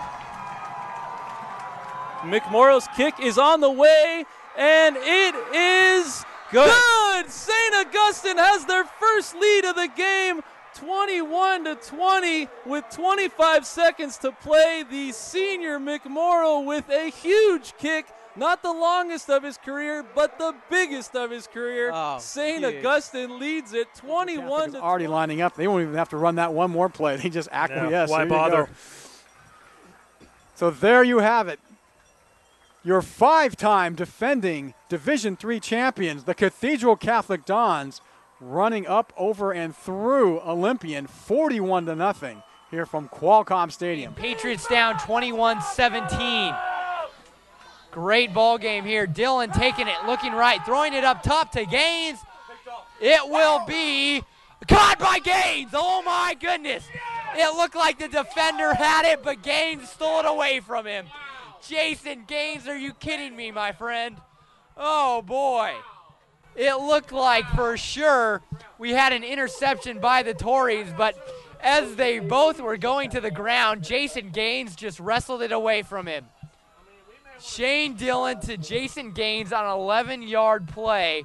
Fanchen in the game, now out, replaced by Hayashi, the libero for defense. Wenzel serve, championship point, ball up in the air. Hayashi's going to bring it back. Richards, deep one, over and 3. Free opportunity, look for Wallace, no, they go Becker. Hayashi, then tap over and 2 by Hollingsworth. Now look for Wallace for the match.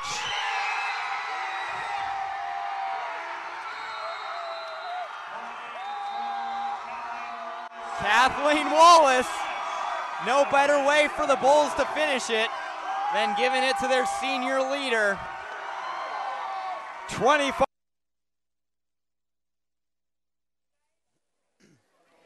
Welcome to Play On Sports Halftime Show, coming to you from Yana Field in Winter Haven, Florida. I'm Nick Grunowitz alongside Earl McDonald. Our halftime score is the Shorecrest Prep Chargers 20 and the All Saints Academy Saints trailing with 9 points. As we welcome you in to the halftime show, we thank you for joining us here on PlayOnSports.com. And, well, Earl, after one half of play, there's one thing we've definitely seen a lot of, and that's turnovers. It's been a little bit of a messy game here at Yana Field. Yeah, we didn't see anything we didn't expect, though. We expected there'd be turnovers. We expected there'd be false starts on the offense and perhaps a few other penalties, and that's exactly what we got. We noticed that it's the first game of the season for everybody, and they've got 2 first-year head coaches, and we've got 2 sophomore quarterbacks, and we've got a lot of youth on both teams, and we got exactly what we expected. Well, in this game, we saw 2 sophomore quarterbacks get their first starts of the season. On the All Saints Academy side, it was Patrick Fox, who didn't look that bad at all. It was a very heavy run game early for All Saints Academy, and they rode 2 turnovers by the Chargers to 9 points. But Patrick Fox didn't look that bad at all. No, he didn't. He looked pretty good. They did get some playing time for Edric Bennett as well, but I think so far Patrick Fox looked to be a little bit stronger. And on the other side for Shorecrest Academy Sam Grant got the start. Grant looked very good, but Travis Dugan came in to replace him, and on his first pass of the game, it was a 37-yard touchdown pass to the right side that brought gave Shorecrest a 12-9 lead. So Dugan, a little bit more impressive with the passing, but definitely Sam Grant looked good as well in his start. He did. They've both got a touchdown pass. And Dugan perhaps being more impressive because even though both quarterbacks are sophomores, Dugan just recently transferred here and has only been working out with the team for a short while. So for that limited amount of contact with his teammates and his coaching staff, he's looked very sharp on the few starts he's gotten. And we'll finish up this halftime show with just one more question, Earl, and that's going to be our keys to the game as we head into the second half. What are a couple of things you'd like to see from either one or both teams that might give them the edge? Well, I think if either team can settle down, run the ball a little bit more consistently, and cut down on the turnovers and penalties, they're going to be the team that comes out ahead. The advantage probably goes to Shorecrest because they've got the larger roster, the more depth, and a little bit of an advantage in seniority. And definitely the size has been a difference as well. I mean, on one side, the running back for Shorecrest, Shelty, I mean, he is a giant out there on the field. He has run over a couple of guys and has definitely looked very good on the field, but depth has definitely been something that may help Shorecrest. And on the other side, let's talk about the quarterbacks one more time. Who would you think would come back out for the All Saints Academy? We saw Bennett and, of course, Fox. Yeah, I'd like to see him go with Fox, but if they're trying to get Bennett some playing time, maybe they talk to him at halftime and maybe he comes out with a little bit more confidence and can do something a little bit better. A couple of young teams here at the All Saints Academy campus at Yana Field trying to get some momentum in their only preseason game of the season, and that's going to do it for our PlayOnSports.com halftime show. It's 20-9. The Chargers lead the Saints after one half. It's Friday Night Football. We'll return in just a few minutes with the start of the second half right here on your destination for high school sports, PlayOnSports.com. One match away from immortality. This is a total team effort. We're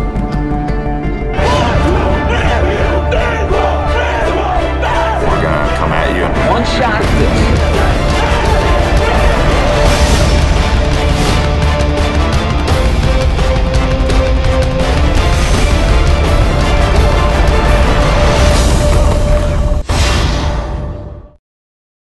.3:16 left to go in this ball game.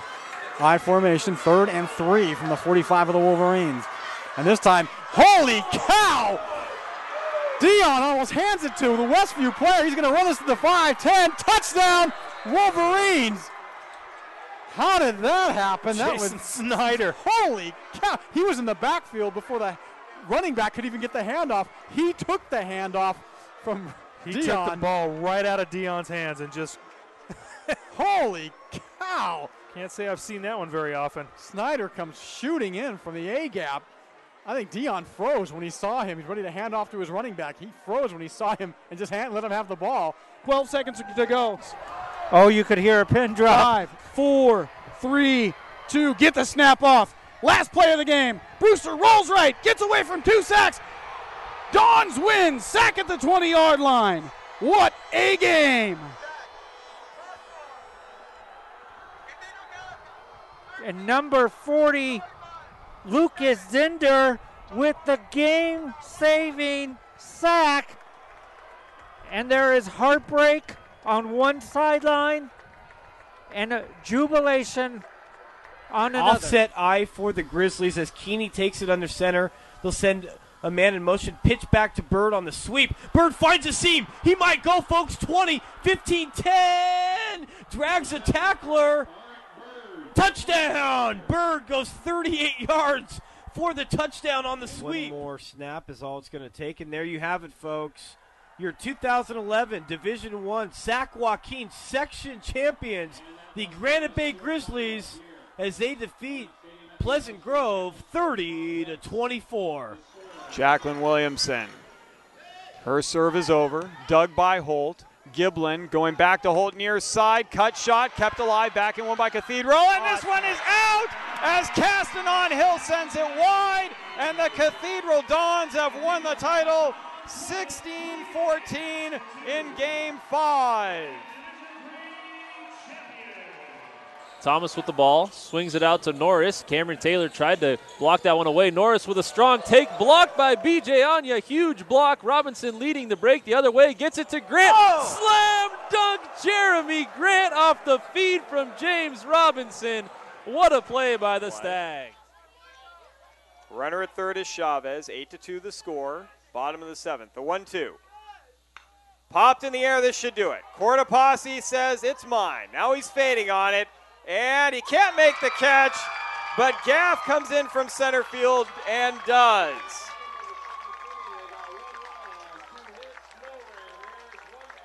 Congratulations.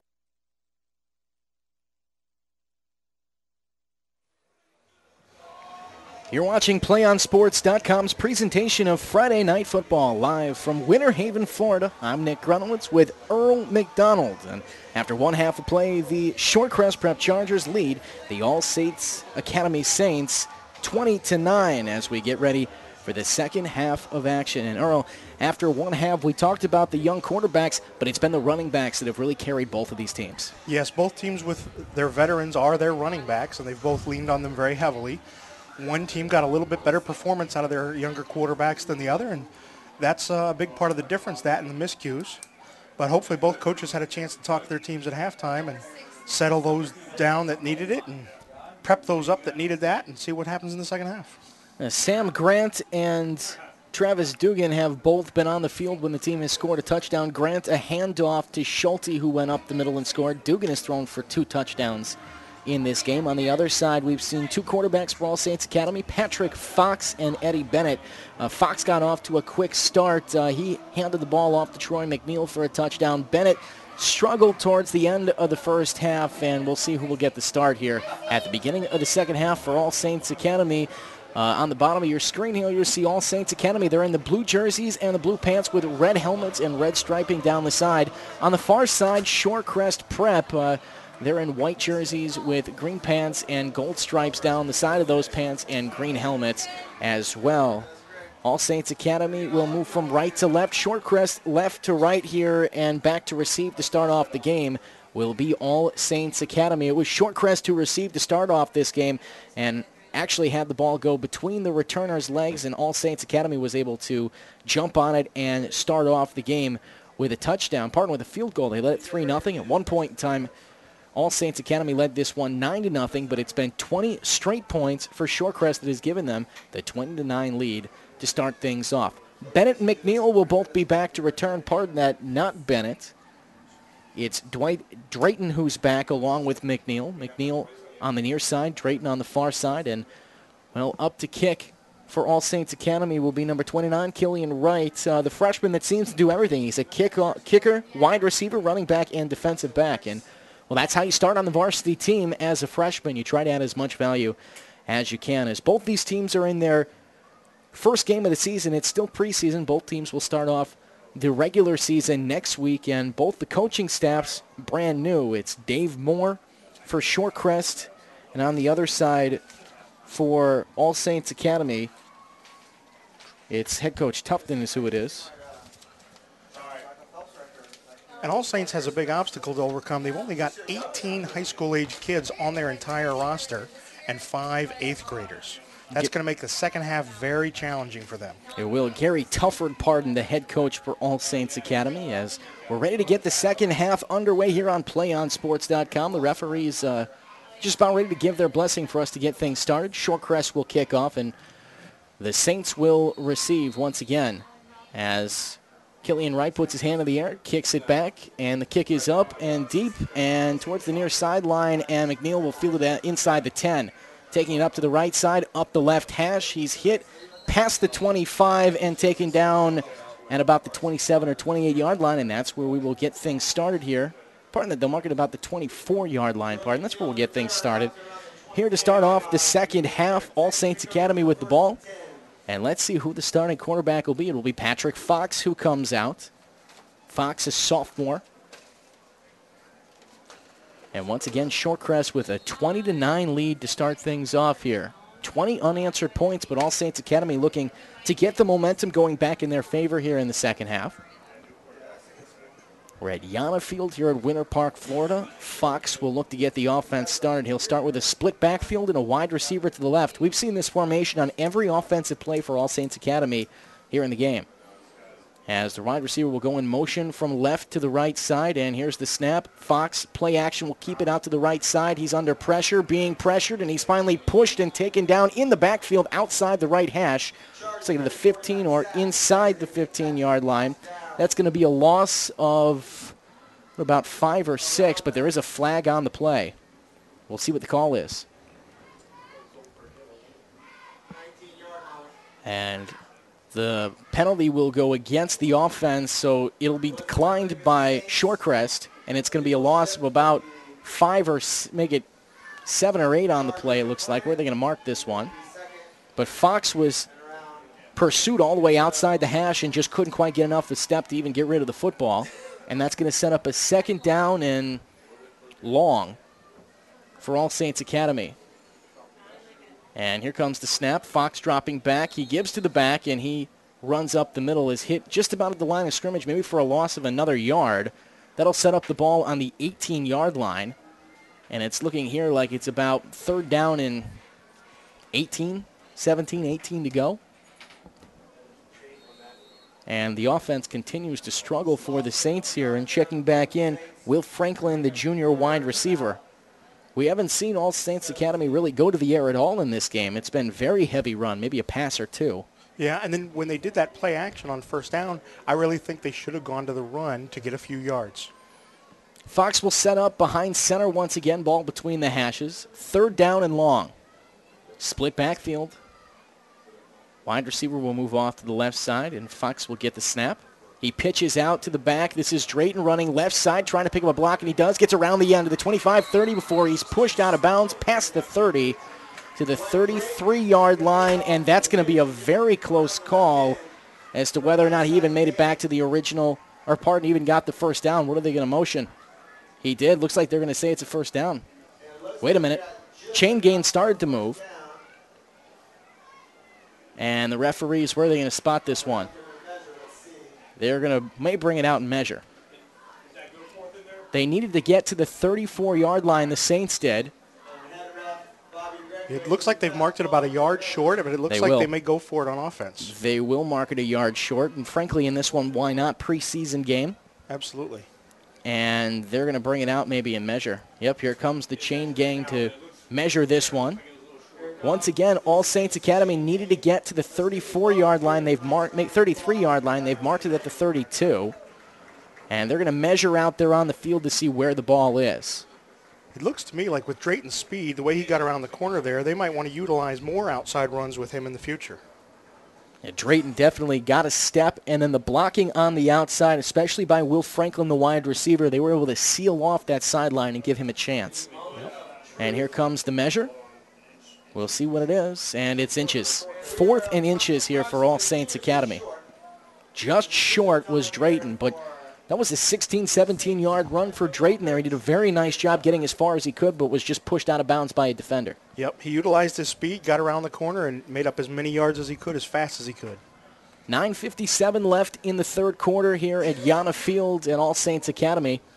And the home team, the Saints, trailing the Shorecrest Prep Chargers 20-9. And this is 4th and inches. This may be a very big spot in the game here, and a big decision for Gary Tufford if he wants to go for it early here in the third quarter to try to make up the deficit. But it looks to me like he's going for it all the way. They're at the very least going to line it up and see if they can draw him offside, but I think they're going to go for it. You would think so. With those two big backs. Strong eye formation with McNeil and Drayton both back there. And it looks like timeout has been called. And yes, All Saints Academy will call a timeout here and talk things over with 4th and inches and 9:57 left in the third quarter. Do you want to watch more of your school's great matchups like the game you're enjoying here tonight? Tell your school to sign up for the Play on Sports School Broadcast Program. The program allows schools to broadcast all their games and other activities on the web. For more information, go to playonsports.com/SBP. Third quarter here in Winter Haven, Florida. The Shorecrest Prep Chargers lead the All Saints Academy Saints 20-9. A timeout called by head coach Gary Tufford, who's in his first year at All Saints Academy. On 4th and inches, he's got a decision to make, but in a preseason game, maybe a pretty easy one here with his starting quarterback, Patrick Fox, trying to get some more work in. And, well, a couple of larger running backs with Troy McNeil and Dwight Drayton as well here. Yeah, it looks like they're going to kick it now. They've changed their mind after the timeout. And Hughes is going to come out to kick this one away. We'll see who's going to go back to receive for Shorecrest. They're going to send number 12. That's Andre Fredericks back, the wide receiver, a freshman. A lot of young players in this game as well. Back, he'll stand inside the 40 at about the 38. Hughes will stand at his own 18-yard line or so. So Hughes back and ready to go. Shorecrest will receive the ball and try to tack on to this already large lead. It's a direct snap. McNeil catches it, trying to get around the end, and he's got the first down and more to the right side, tripped up, still going past the 45 to the 48-yard line. What a fake there. McNeil waiting, caught it right in the chest and ran with it to the right side and picked up the first down. They had Drayton out as a winger, and he moved in motion right before the snap, came in on the line, and helped with a big block on the corner. That's probably the second or third big block that the speedy little back has made tonight. About a 12 or 13-yard run there from McNeil. He got around the end, but powered through a couple of defenders and was able to get the first down. They mark it on the 47-yard line of All Saints Academy, and now Shorecrest is going to have to try to stop the Saints once again here as Patrick Fox comes back out, but wait a minute, a player down here on the near sideline, and Drayton talking with the athletic trainer.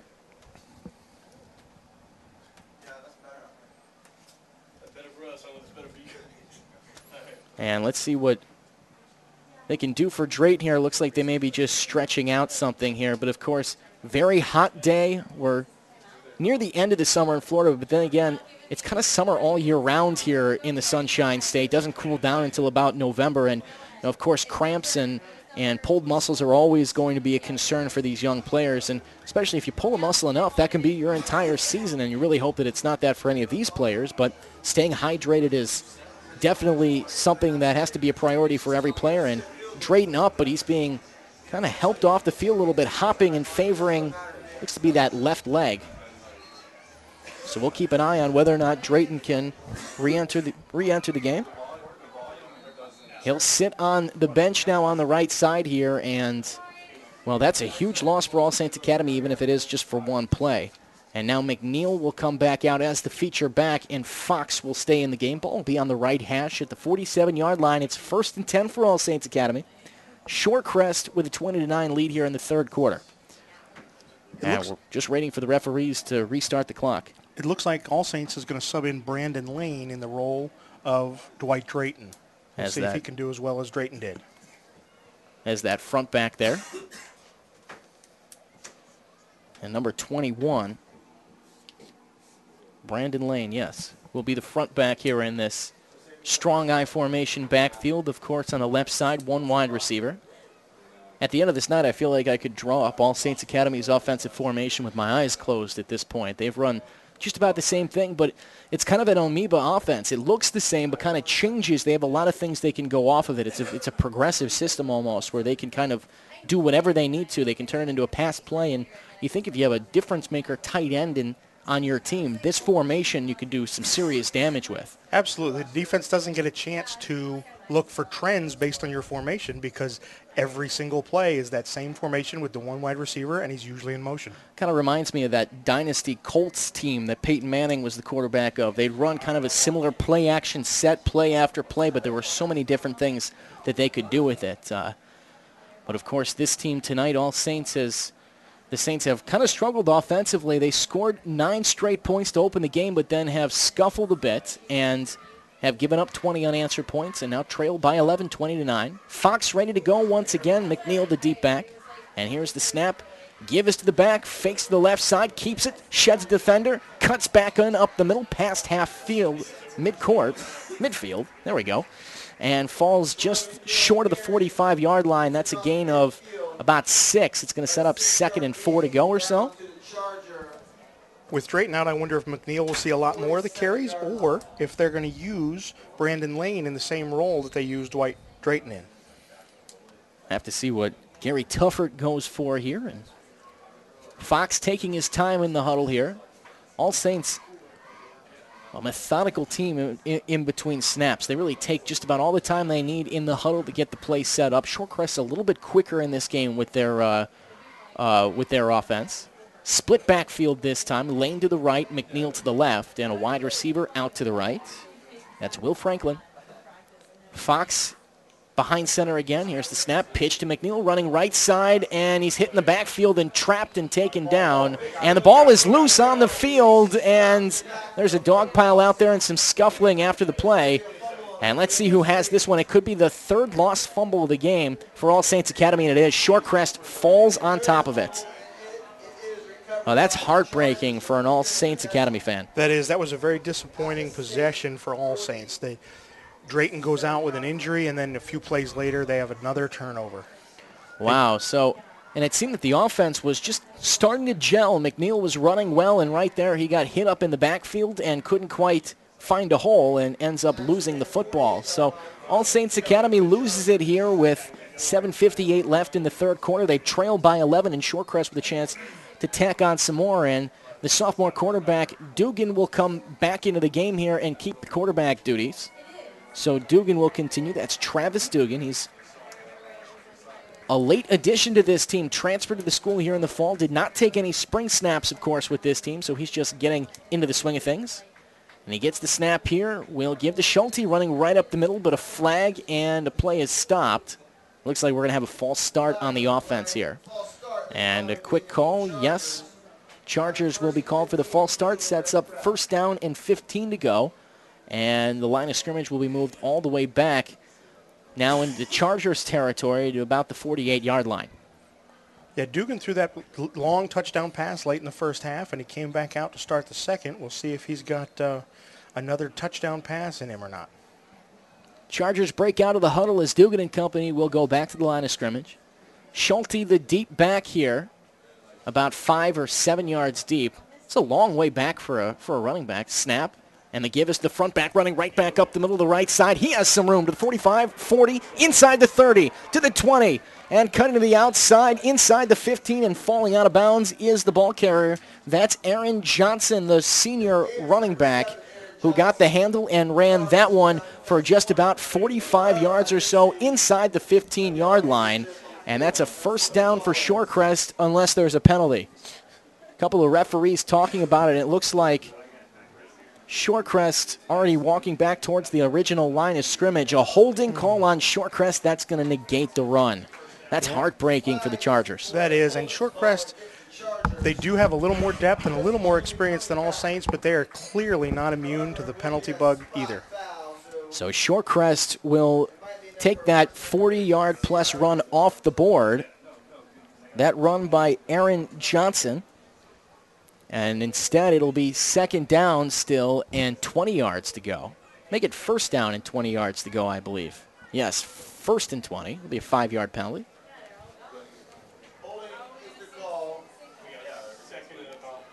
Make it 2nd down. And it'll be 2nd and 5 or 6. Line of scrimmage didn't move there. Regardless, Dugan behind center, hands to Shelty, running left side, lots of room inside the 40, stiff arms the defender, inside the 30 to the sideline. He goes inside the 20, 15, 10, 5, falling forward inside the pylon. Is that a touchdown? Yes, it is. Chargers score, and they lead this one 26-9. And Shelty there showing that he is one of the biggest players on the field. Denied one defender with the stiff arm and then got all the way to the outside, showed the speed. It was off to the races. Yep, Shelty didn't seem to care whether the officials had it as first down or second down. He was going to make it a touchdown. So a touchdown for the Chargers. That was a 47-yard run for Shelty for the score. They now lead it by 20. Pardon that, make it 16 points. 17 points. And now Killian Wright on for the extra point. He'll kick it from between the hashes on the 10. Snap back. And Dugan with the hold. Kick is end over end. That looks good right down the middle. And just like that, it's now 27-9, a 17, make it 18-point lead. I'm struggling with the math tonight, but an 18-point lead for the Chargers over the Saints. And right now the defense struggling to stop Shelty. Yeah, we knew that the senior running backs for both teams were going to be dominant, and we've seen Shelty maybe stepping out as a little bit better than all the running backs on both teams combined. So All Saints Academy will look to answer when they receive the kick here. Play On Sports is on Facebook and Twitter, giving you news and information and links to great highlights. Follow us at Play On Sports on both Facebook and Twitter. You can also access thousands of live and on-demand games on YouTube at youtube.com/playonnetwork. Keep up with all the high school action every week from your destination for high school sports, playonsports.com. A 47-yard touchdown run for Garrett Shelty gives the Chargers a 27-9 lead over the All Saints Academy Saints here just about midway through the third quarter, 7:22 left, and now Killian Wright will kick things off back to the Saints as McNeil waits back there. Looks to me like Drayton may have re-entered the ball game. At least he's up on the sideline, make it down here. Still stretching out the lower extremities, but he may be ready to get back in. And well, at this point, if you're head coach Gary Tufford, you're hoping for any kind of help you can get as the kick is a low line drive to the near side, bounces inside the 20, and it's fielded this time by number 42, who scuffles, can't get past the 20 to the 19, and the ball carrier was Derek Payne. And he's down at about the 18-yard line and slow to get up, but he is up. Return maybe for about 3 or 4 yards, not much, and it's going to be a very long field for the sophomore quarterback, Patrick Fox, if he re-enters, and he does. So Fox will get another chance here. Last drive for the Saints ended in a fumble on their own 48-yard line, and the Chargers just took that about 47 yards for a touchdown. And wait a minute here, is there a call from the referee? Looks like it. They're converging and talking on the middle of the field at about the 15-yard line. What's the discussion here, maybe? We'll have to see. Yeah, meanwhile on the sideline, Drayton is pacing and seems to be trying to rehydrate. Perhaps he's hoping to get back in the game. Okay, so a player's still down on the field here. I thought he had gotten up on the near side, and now he does. That was the ball carrier, number 42, Payne, who was down, and now he's being helped off. Looks like he's favoring one of his legs, the left or the right. Looks like the right. Yeah, when you've got a roster of only 23 kids and 5 of them are in 8th grade, you can't have 2 or 3 tough to go lose out. somebody, absolutely. And All Saints Academy will need to get him back as soon as possible. And with that injury, maybe Drayton's number will be called even earlier with another man going out. And Drayton running back towards the bench here and putting the water bottle up. Maybe he'll come in soon. But Fox will go back out at the quarterback position. It's 1st and 10 for All Saints Academy at their own 20-yard line. 27-9. Shorecrest Prep leads All Saints Academy. A little bone backfield here for Fox as he gets the snap, drops back, under pressure, immediately hit, rolls off the defender, and he's sacked in the backfield and taken down near the 10-yard line.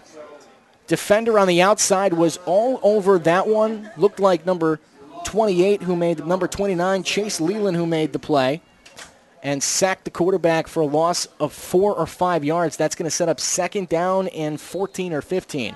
Fox didn't even have a chance there. He didn't. It looked like it was the first time they used a slightly different formation, and it did not work. They set up in a basically an even backfield, the 2 running backs on either side, a twin backfield or a full backfield. Sometimes they call it a bone. And Fox got the snap and took 1 step to his right, and Leland was all over him at that point in time. So just like that, it's second down and 18 to go here. Ball is on just about the 8 or 9 yard line. Fox ready. Wide receiver in motion from left to right. Here's the snap.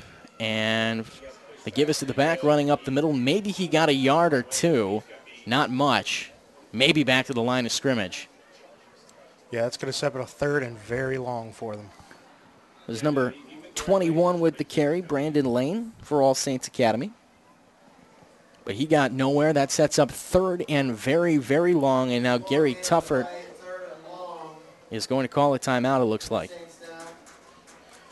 It has seemed so far like Tuffert doesn't have a whole lot in the playbook with this shallow roster for third and longs. Pardon that. It's an official timeout inside the 6-minute mark. 5:44 left in the third quarter. 27-9 lead for Shorecrest Prep over All Saints Academy here on Friday Night Football on PlayOnSports.com, your destination for high school sports. We thank you for joining us here on the broadcast alongside Earl McDonald. Nick Grunowitz here, and well, Shorecrest Prep has stormed back. They've scored 27 unanswered points in this one. At one point in time, trailed 9-0, but now lead this one 27-9 in the game as we have an official timeout here.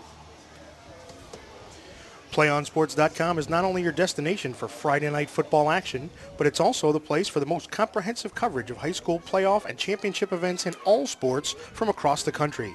PlayOnSports.com, high school sports lives here. And on Friday Night Football, it's Shorecrest Prep against All Saints Academy. And right now the visitors all over the home team here, up by 18 points, 27-9. But All Saints Academy with the football, third and long, they've got some work to do. And now the teams will hit the field once again. McNeil and Fox both go back out. All Saints Academy backed up deep in their own territory on their own 11-yard line. It's third down and 19 to go for All Saints Academy. Ball is on the left hash. Still only a one wide receiver spread, and once again a full backfield, a running back on either side of Fox, who's in the gun. McNeil now dropping way back and will come out of the formation. Here's the snap. Throw out to McNeil, who has it go off his hands, loose and out of bounds, and that's going to be an incomplete pass. Shorecrest jumps on it, but it's an incomplete pass, and that's going to bring up fourth and very, very long. Yeah, it looked like they were trying to run some sort of modified bubble screen on that play, which they might have had more success with if it was to Drayton, where he's still in the game. I completely agree with you, Earl. I think they tried to get McNeil kind of outside, away from where all the defenders were, to try to see if they can get him some space, because when McNeil has been in space tonight, he's been very successful. But with a throw out to him, he kind of had the ball go off his hands and couldn't quite hold on to it. And now back to punt the ball off is All Saints Academy, and back to receive is Shorecrest Prep. And here's the snap back. Kick is up, and a line drive taken on a bounce, and Shorecrest will let that one lay right where it is. Back to receive was number 10, Ty Johnson, but he didn't get anywhere near it. And the ball will be in very good field position for Shorecrest Prep, who are going to look to continue their dominance in this one. It will be placed at the All Saints Academy 44-yard line. Good field position. Yeah, good starting field position for Shorecrest. Not the first time tonight they've had that, and I have a feeling they're going to try and take advantage of it again. See who comes in at quarterback for Shorecrest Prep. Once again, ball between the hashes. We've seen Dugan come in, and once again looks to be Dugan, who's set here. That looks like Grant who's out there. Grant is. And Grant gets the snap. Will hand it off to Shelty, running right side, has some room, breaks down, cuts back inside the hashes, is hit at the 35-yard line, stood up and stopped. And it's going to be just about a 9-yard run for the senior running back. Maybe he got to the first down. We'll see, but it's going to be second and very short, or a new set of downs for Shorecrest Academy. And at this point, why even throw the ball again? Schulte has been dominant in the second half and throughout pretty much the entire game. Exactly, and both of the young quarterbacks have already got a touchdown pass under their belt. They've got some confidence. I'd say keep pounding the ball and run this game out and come away with the win. I mean, there wasn't any pressure at all there on Schulte, who ran right side, was untouched for the first 6 or 7 yards, and then was finally stopped. And he's the deep back once again here. Grant with the snap. Hands once again, running right up the middle is the back. That's number 9 with the carry, Chad Swindell. And he falls forward to get what looks like the first down. He got inside the 35, but did he get to the 34? Yes, he did. They're going to give them the first down, and the chain gang will move once again. No, he was a yard short. Set up 3rd and 1. So Swindell comes up a yard short, and now Shorecrest Prep will set up in a 2 wide receiver set with Swindell the deep back once again. Shelty will get a bit of a rest. Grant behind center. He gets the snap, hands the ball to the up back, running right side, up the middle, crosses over defender, gets by the next, slips a tackle, still hasn't been taken down. Inside the 15 he goes, and is finally upended and taken down at the 14-yard line. That's a very exciting 5 or 6 yard run for him. Pardon. That's a very exciting 14-yard run for him, but a very nice play for the up back, which was number 7, Aaron Johnson. Yeah, it was a great substitution. They brought in Aaron Johnson to spell McNeil and pounded him up the middle, and he was able to make a few spin moves and break off a few tackles and get a first down and a lot more. Ball in the left hash. Grant behind center once again. A 2-back set. Johnson the up back again, and the give is to the deep back running forward right over center off the right side. And he falls forward for a gain of 3 or 4. That was Swindell once again. 3 minutes left here in the 3rd quarter. 27-9 lead for Shorecrest. And at this point, if you're Grant, it's basically, am I handing the ball off to the left or the right side? Shorecrest's running game has been dominant so far in this one. Yep, absolutely. I think with this being the first game of the season and a preseason, they're going to keep handing it off. And here comes Grant once again, back behind center. Same 2 running backs in the game. And the defense is going to start early here, off sides. Looks like this is going to go against All Saints Academy. It was 2nd down and about 7 or 8 to go. We'll see. Encroachment, that's going to go against the defense. It's going to set up 2nd down and about 2 or 3 yards to go. Yeah, All Saints has got to find a way to cut down on these penalties or they're going to have no chance to stay in this game at all. Getting towards the end of the 3rd quarter here at Yana Field in Winter Haven. 2:17 left. 27-9 lead for the visiting Shorecrest Chargers. Grant behind center. 2nd down. 4 to go. Here's the snap. Give us to the back, running right back up middle. This is Shelty who goes down inside the 5, and a late toss. That looked like the ball might have been on the ground. He might have fumbled the ball. He did. And who picked it up? All Saints Academy did. Shorecrest turns that one over, it looked like. And there's a player down as well for All Saints Academy, but it looks to me like the Saints have retained possession. 2 players are down now. But Shelty has been very solid all game, went right up the middle. Looked to me like he almost just tripped and fell down and lost the ball.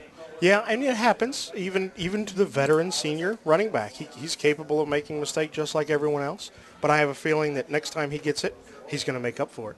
So a player down on the field here. Once again, it's 27-9, 2:17 left in the 3rd quarter. With that player down right now on the field, the referee's talking as well. It looked like the ball came loose, especially with the dog pile that ensued, and that might be the reason for a couple of the injuries down there. Everybody kind of diving left and right around your legs. Eventually someone gets rolled over on, and for All Saints, William Claggett is down out there, number 24, and I can't see the numbers of the other player that's down near the goal line between the hashes. And while the players are down, we're going to take a break here on Play on Sports. Once again, 27-9, Shorecrest with the lead, 2:17 left in the 3rd quarter here on your destination for high school sports. One match away from immortality. This is a total team effort.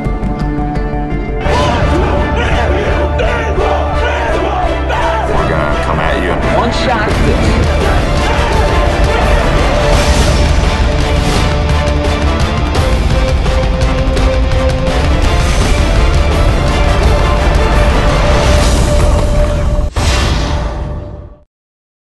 .3:16 left to go in this ball game. I formation, 3rd and 3 from the 45 of the Wolverines.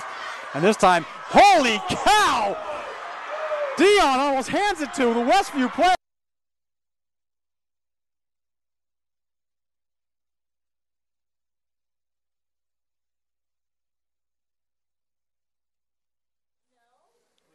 We bring you back to the third quarter here at Yana Field in Winter Haven, where the Shorecrest Chargers lead the All Saints Academy Saints 27-9, and backed up are the Saints as they're looking to run the football to the right side, and they are stopped short on first down, trying to get some room out of the end zone here after a fumble by Garrett Shelty is recovered by All Saints Academy. Both players helped off the field after the injury stoppage there, but right now Reginald Franklin being walked up the sideline here, but seems to at least be walking under his own power. Run to the right side, gets 4 or 5 yards, going to set up 2nd and 5 from All Saints Academy's own 6 or 7 yard line. I'd like to see All Saints just keep running the ball. Looks like Fox is back in the game. Yes, he is, with 1 in the backfield. Make it 2. Split backfield, wide receiver to the left. Fox will not get the snap off. A flag on the play. This looks like it's going to go against All Saints Academy. Looked like there was some movement. Indeed. Saints will be called for the penalty. That'll move them back 5 yards, back near the goal line. Just took away the gain they got on that first down run. And it looks like they're going to set that up for 2nd down and about 7 or 8 to go. Drayton is back in the game. We don't know if he's 100% or not. But with the other players getting injured, they might not have had a choice but to put him back in. So 2nd down, Fox behind center. Here's the snap. The give is to the back, running up the middle, the right side. Hit at the line of scrimmage, being pushed backwards is the back. Didn't look like he got anywhere, and then a late flag maybe? No, the referee picks it back up. And we'll see what the call is. No flag on the play. Referee was waving it off. Looked like a run for no gain there. It's going to set up 3rd down for All Saints Academy, who continue to scuffle offensively here late in the third quarter. 1:20 left in the third. Yeah, it seems as if every time they take 1 step forward, they take 2 back.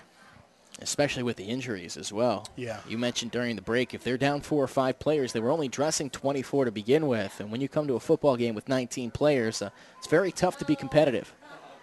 All Saints Academy in the huddle. Sophomore quarterback, that's Patrick Fox, is in the game right now. And before the play, they'll get all set up here. I thought a timeout was called, but with 45 seconds left, both teams are now coming off the field. Back to the near sideline. Was a timeout called? Let's play music. We need music. Maybe an official timeout, but the officials are going to talk things over there just near the goal line. But right now, All Saints Academy really struggling to move the football, Earl. They absolutely are. Every time they get some sort of positive yardage, they then follow that up with either a turnover or a big penalty. And they've done that once again on this drive. Hopefully, they'll be able to start putting together a few plays in a row and get a drive going. Injuries have to be taking their effect as well. All Saints Academy down 3 or 4 players. Now Drayton has come back into the ball game, but late in games, what injuries like that do to a team? Well, they really, really hurt because once you get the younger players in that don't have as much experience playing the game, they also have the problem of those players don't have experience playing with the other players that are on the team. First team practices with first team, second team practices with second team. So you see situations like in the first half when they subbed quarterbacks, they had a muffed snap. That happens sometimes. You run into all sorts of other problems when you have to make unusual substitutions that you're not expecting. Now it looks to me like the referees are switching sides here with 42 seconds left in the third quarter, but the third quarter may be over with here. I'm not quite sure. Well, but it looked to me like there were 42 seconds left. Fortunately, the fans seem to not be showing any animosity toward the referees because it's the first game of the season for the referees as well. It's preseason. And there might be some communication breakdowns.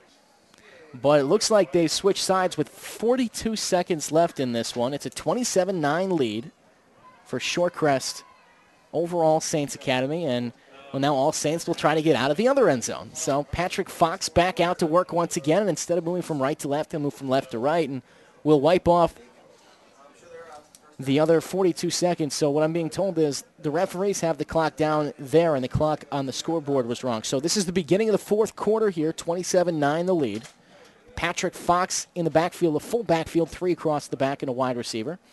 And now in motion goes Drayton to the right side. Here comes the snap. play action, lob to the near side, behind Drayton, off his hands and incomplete. That was a 3rd down and 8 play, and that's going to set up 4th down. Fox had a real opportunity there, just missed his man, and Drayton was as wide open as they're going to get in this one, and now Drayton down again. This might spell the end of his night. He already went down with 1 injury, and it looks like he's struggling with that right leg once again. You hate to see that. Yeah, I really hope that All Saints doesn't get to the point where they have to start 2 or 3 of the 8th graders, because that just doesn't seem fair. And now All Saints will kick this one off once again. That's number 46 back there to kick it away. But Shorecrest is only lined up to receive it at the 32-yard line of All Saints, so they're going to get fantastic field position once again. Nelson Hughes will look to kick it, but first an injury timeout on the field, it looks like, or they'll motion. It's a timeout for All Saints Academy. So All Saints Academy will take a timeout here. And leading is Shorecrest 27-9. We're just underway here in the 4th quarter here on PlayOnSports.com. PlayOnSports.com is not only your destination for Friday night football action, but it's also the place for the most comprehensive coverage of high school playoff and championship events in all sports from across the country. PlayOnSports.com, high school sports lives here. We thank you for joining us here on PlayOnSports.com, live from Winter Haven, Florida. Nick Grunowitz with Earl McDonald here, as the Shorecrest Prep Chargers are leading the All Saints Academy Saints 27-9. And now All Saints Academy will line things up and look to punt it away. Will Hughes will punt it back. And Shorecrest will look to receive. 2 receivers back there for Shorecrest. Tyree Johnson on the near side, and I can't quite see the number on the player on the far side. It looks like number 9, Chad Swindell, back, and it looks like that. So 2 back, and punting out of his own end zone is Hughes. The ball is on the inside the 5, and now a flag on the play. Looks like some motion early. That might be on the defense or the special teams for Shorecrest. Yeah, and during that timeout, Drayton was carried back over to the bench by one of the players and one of the coaches. So I have a good feeling that he is done for the night now. That's sad to see for Dwight Drayton, who was having a very good game, a senior running back, and he was contributing early, had an extended run of about 22 or 23 yards in this one, but may have to shut it down for the night to make sure he's ready for the big season opener next week. Not sure. It looked like it was a false start on the offense there, and Hughes will now back up with his heels just about on the baseline. And here's the snap back. It's high off the hands of Hughes and out the end zone, and that's going to be a safety. As the night continues to stay tough for All Saints Academy, that's going to make it 29-9. That's a 20-point lead for the Chargers, and they're going to be receiving the football when they get it back on offense. But right there, just a snap wide into the right, and Hughes had it go right between his hands. Yeah, another tough break and another miscue for All Saints. You know, we know the reasons why. They've got their very shallow roster and a lot of youth, but they've got to find a way to cut down these mistakes, or it's going to be a very long season for them. You know, this game kind of turns out to be one of those just shaking your head games, you know, when you start to look at it. A lot of balls that didn't bounce their way, a lot of fumbles, a lot of turnovers, and then, you know, a safety as well. And it really, for a team this young, hurts you to get any kind of momentum or confidence whatsoever. And All Saints Academy, you know, coming in here in the 4th quarter, they really need to finish strong if they want any confidence going into their first game next week. But as of right now, they trailed by 20 points early in the 4th quarter. That was the first play of the 4th quarter right there. Make it the second one. With just 4 seconds into the 4th quarter, 11:56 left. You can see now the coaching staff actually helping a couple of the players line up. I mean, it's a young team. I mean, this is where teaching starts, right here in the preseason. Yep. And now it'll be a punt off for Hughes for All Saints. It's a very nice punt, high and received back by Shorecrest at the 40. Right back up the middle goes the ball carrier. Slips one defender near to the sideline, inside the 40 to the 35. And knocked down is Tyree Johnson, the kick returner. And he gives Shorecrest some very good field position. Ball is going to be marked right at the 35-yard line of All Saints Academy. And coming out will be the offense for the Chargers to try to tack on to this already 20-point lead. And it looks like we're going to see Sam Grant come back out, the sophomore quarterback. We've seen two quarterbacks for each team, Travis Dugan and Sam Grant for this Chargers team. Grant got the start. Dugan came in relief. And Grant now with two wide receivers and two backs, with Shelty, the deep back, will get the snap and hand off to the right side goes Shelty all the way around the end, not touched, up the middle, upended by a defender inside the 25 at about the 20-yard line for a run of about 15 yards and a first down. Yeah, I think we may see Shelty carry every possession, every play for Shorecrest for the rest of the game. And there's a flag on the play here. We'll see what the call is. And it's going to go against All Saints Academy. Looked like a sideline warning there as the coaching staff was coming out just a little bit too far. As I mentioned on the previous kickoff, there was an assistant coach lining up one of the kickoff players. And though it is a preseason game, you don't want the integrity of the game stepped on at all. You want to make sure that there's only 22 players on the field at a time. But a 15-yard carry for Schulte puts the ball at the 20-yard line for Shorecrest. Ball in All Saints Academy territory, and Grant will set up behind center. 10:54 left in the game. Grant behind center. Here's the snap. Schulte with the carry to the right side, trying to get around the end, has some room. Inside the 15, inside the 10, lowers his shoulder and gets near the 5-yard line at about the 7 or the 8. That's another gain of about 13 or 14 yards. And they'll give him a gain of 13, a first down to the right side, and it's now first and goal for Shorecrest. Schulte making this look very easy right now. Wasn't even touched as he passed the line of scrimmage. He is, and on that previous play, I actually saw him hold his arm up to direct his blockers and prepare for a possible stiff arm. And that's something that Schulte's done very well. He's waited for those blockers to line up to give him some room, and then when he prepares to be hit, he lowers that shoulder and makes sure he protects the football. Yep, and he falls forward every time. Strong eye for Grant. Hand back, Schulte, right side, running up the middle, falling forward inside the 5. Doesn't look like he got there. No, he didn't. Outside the hashes near the numbers at about the 2 or 3 yard line. That's a carry of about 4 or 5 yards. It's going to set up second and goal, and we're inside 10 minutes here at Yana Field. Shorecrest trying to extend this lead. They lead it by 20, 29-9. And I think the only way Shorecrest might possibly mix things up is to hand it to Johnson instead of Schulte. But other than that, I wouldn't look for anything different. Grant will set things up once again. Ball inside the 5 at the 3 yard line on the right hash. And Grant directing the offense. And there was movement on the left side of the line there. That's going to go against the offense. Offensive lineman for Shorecrest, that was number 56, Ethan Erkfitz, that moved. So that'll move Shorecrest back 5 yards to about the 9 yard line, somewhere around there. It's going to be second and goal still. Shorecrest with plenty of a lead here, but of course in a preseason game like this, you want to get as many snaps in as possible, especially with your quarterbacks, especially with two sophomore quarterbacks. Very young teams here, both of them. Absolutely. Shorecrest is practicing running some clock with a lead. Blake lines up on the left side. Near the hash is a wide receiver here, and here's the snap. Early motion as well, and they were setting up a play-action situation there, I think, for Grant, who may have aired it out to Blake on the left side, but we won't see it yet. And we'll see what the call is here. Maybe some early movement once again for the offense. So we'll wait for the referee to let us know what it is. 9:11 left in the fourth quarter. 20-point lead for Shorecrest here in Winter Haven, Florida. It's a beautiful night here in Winter Haven. It is a beautiful night. It's the All Saints Academy has a beautiful home stadium here. It is. It's a guy who came from a school that did not have high school football for very long. It was a younger high school. You know, this looks like a semi-pro football team facility here. Very nice artificial turf.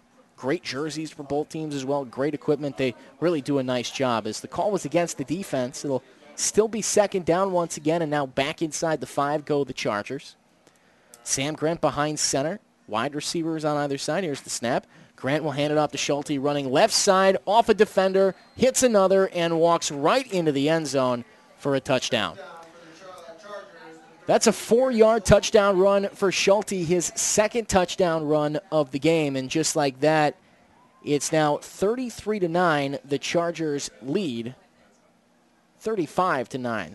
Pardon, the Chargers lead the Saints, and Shelty once again continues to rack up the stats. He does, and he probably will continue when Shorecrest gets the ball their next opportunity. But again, even though this game is probably out of reach at this point, as the kick is up and back, and a flag called as the kicker got run into there. Yeah, the kicker was hit hard on that play. And we'll see exactly who that was. That was number 37, Patrick Faris, who was run into, it looked like. Yeah, hopefully that was just innocent bad timing and not that's not what it looked like. It looked like the player fell into it. It's going to be wiped off. The kick was good, and it's going to be a 36-9 game, so a 27-point lead for Shorecrest over All Saints Academy. 8:50 left in the game. Here at All Saints Academy's field, it's Yana Field. And we thank you for joining us here on PlayOnSports.com alongside Earl McDonald. Nick Runowitz here. You're on your destination for high school sports. And, Nick, I would expect to see All Saints just come out and play loose at this point. Winning in this game is probably not going to happen, but they could still make some good plays and figure out what they've got to work with for the rest of the season. And I'll tell you, you'll never hear me say that winning doesn't matter, but in a preseason game, it's not always the most important thing, of course, because you're trying to get, especially a young team like this, as many reps as possible. But to see the players come out here and just play loose, let it fly, of course, would be something that would move All Saints Academy in the right direction. I mean, a team that's got 4 or 5 eighth graders on their team, you have to be expecting there's a lot of learning to go here. And as Shorecrest lines up to kick this one off, McNeil is back to receive for All Saints Academy. And Hughes once again will kick things off. Killian Wright will. And they'll set the ball up on the All Saints Academy 45-yard line. It looks like they did enforce that penalty on the kick. Yes, they did. They moved it up from the 40 to the 45. So a 15-yard penalty there. We might see our first touchback of the evening. We just might, as Wright booms it off, low line drive, and McNeil's going to let that one roll all the way into the end zone, out the back, and a flag on the play. This looks like a touchback, but we'll see what the call is. The first quarter was played fairly clean by these two teams, but since then we've seen quite a few flags. It's been a penalty left and right here. A lot of false starts. But once again, and I feel like we're beating a dead horse, 2 young teams, you're going to see that. Yep. And it looks like we're going to see another kick. Maybe this one went against the kicking team. And they're going to move it up to the 40 now. My goodness. At least these are penalties of youth and inexperience as opposed to the penalties that the Oakland Raiders tend to incur, which are usually of a more aggressive We're going to need a much longer broadcast to talk about the mistakes the Oakland Raiders make. But Killian Wright ready to kick things off here for Shorecrest, and he booms this one low, a line drive. McNeil once again will let this one roll all the way into the end zone. That's going to be a touchback, so All Saints Academy will start with probably their best field position since the first quarter at their own 20-yard line, and we'll see who will come out to play quarterback. And it'll be Patrick Fox once again, the sophomore quarterback, to run the offense. 8:48 left in the fourth quarter, a 36-9 lead for Shorecrest Prep over All Saints Academy. Yeah, and I think at this point, when Shorecrest has their opportunities, they're going to try and pretend that this is a regular season game, and they're going to try and work the clock and hand the ball off. Whereas All Saints, I think, is going to use it as an opportunity in a real game circumstance to see what they've got, see what they can do, and have some fun with it, hopefully. Especially after a year that All Saints Academy had last year where they were scoring a little over 3 points a game and weren't in a winning situation every time out. This is a situation they may be used to throughout the season as they learn and grow as a program. As snap is back for Fox, he flips to McNeil running right side, and the defense is there around the end. McNeil can't turn the corner, and he's hit just past the 25-yard line. Past the 15-yard line, inside the 20. That's going to be a loss of 2 or 3 yards and set up 2nd and 12 or 13. Yep. And it looks like Shorecrest's defense is making it a point of pride that they want to keep stopping All Saints and they don't want to let them get anything done, even though the game is essentially out of reach. And McNeil had a run of it during the first half, had a couple of very nice touches, extended runs, and since then Shorecrest's Amoeba 4-4 defense has really turned that away. Yeah, they've barely let them cross the line of scrimmage this half. And now we see a new wide receiver, Will Franklin, come back in. We've seen a lot of Franklin in this game. Leaving was Reginald Evans. Franklin comes back in. He'll set up on the left side on the outside, just about near the hashes.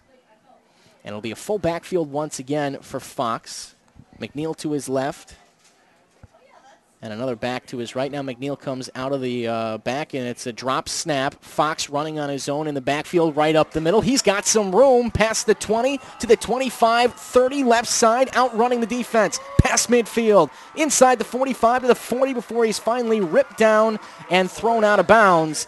And Fox there on a broken play almost goes end to end, gets inside the 40-yard line. What a play there by Fox.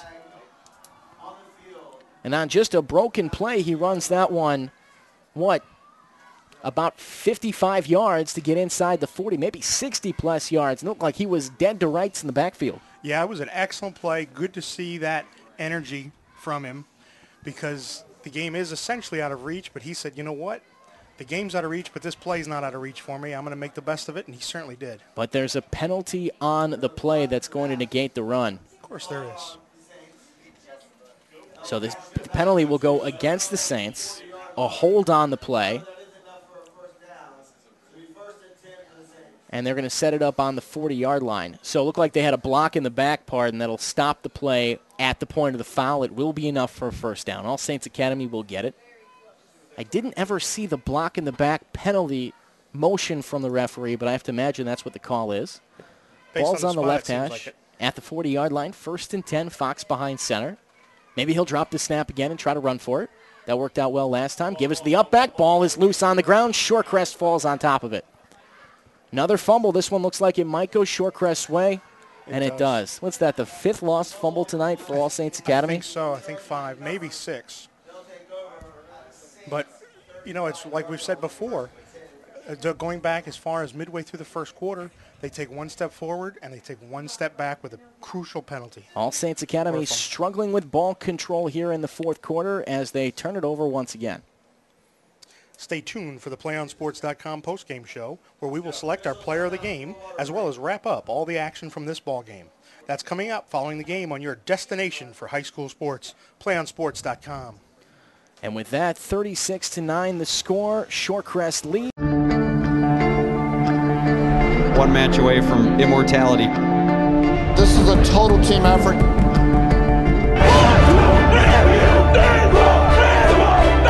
gonna come at you in one shot.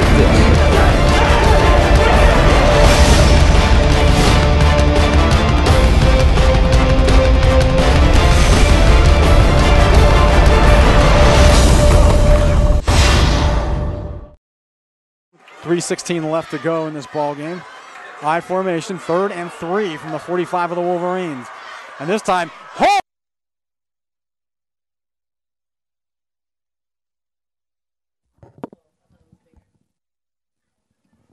Bring you back to Yana Field where Shorecrest has the football. And the snap is back, given to Shelty, running left side around the end. Plenty of room, cuts back in, inside the 25, and taken down, but there's a flag on the play. As we welcome you back on the broadcast here on PlayOnSports.com, I'm Nick Grenowitz alongside Earl McDonald. We thank you for joining us here on your destination for high school sports. It's been Shorecrest all the way since just about the end of the first quarter. At one point in time, this team trailed 9-0, but now the Chargers have a 36-9 lead. And after that run, there was a block in the back that will negate the run and take the ball back 10 yards. Pardon that, it's a spot foul. So they're going to take it back to the 38-yard line. It'll be a loss of about 4 yards and set up 1st down and 14.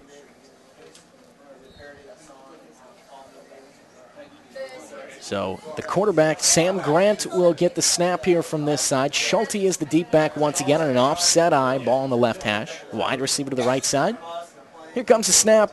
Grant hands Shelty right side up the middle. He's got some room inside the 30 to the 35 before being tripped up. Got past the 35 near the 25-yard line and actually got inside that. The guy just keeps running. And he's inside the 25-yard line. Another long run there of about 15 or 18 yards, and that's going to be a 1st down for Shorecrest. 5:36 left in the 4th quarter. Yeah, the highlight of this 4th quarter might be this play where Schulte's been taken out for All Saints. because Shelty has just been a force to be reckoned with. It seems like every other run, he's not hit till he's in the secondary. And a small group of Shorecrest faithful on the far sideline, but they were giving Shelty an absolute ovation as he left the field. As they should. Grant behind center once again. 1st and 10 from the 25. Hands to the back, running left side. He has a hole inside the 20. The 15 cuts right back up the middle, up the hashes, and taken down inside the 10 to the 5. And a first down run for the back.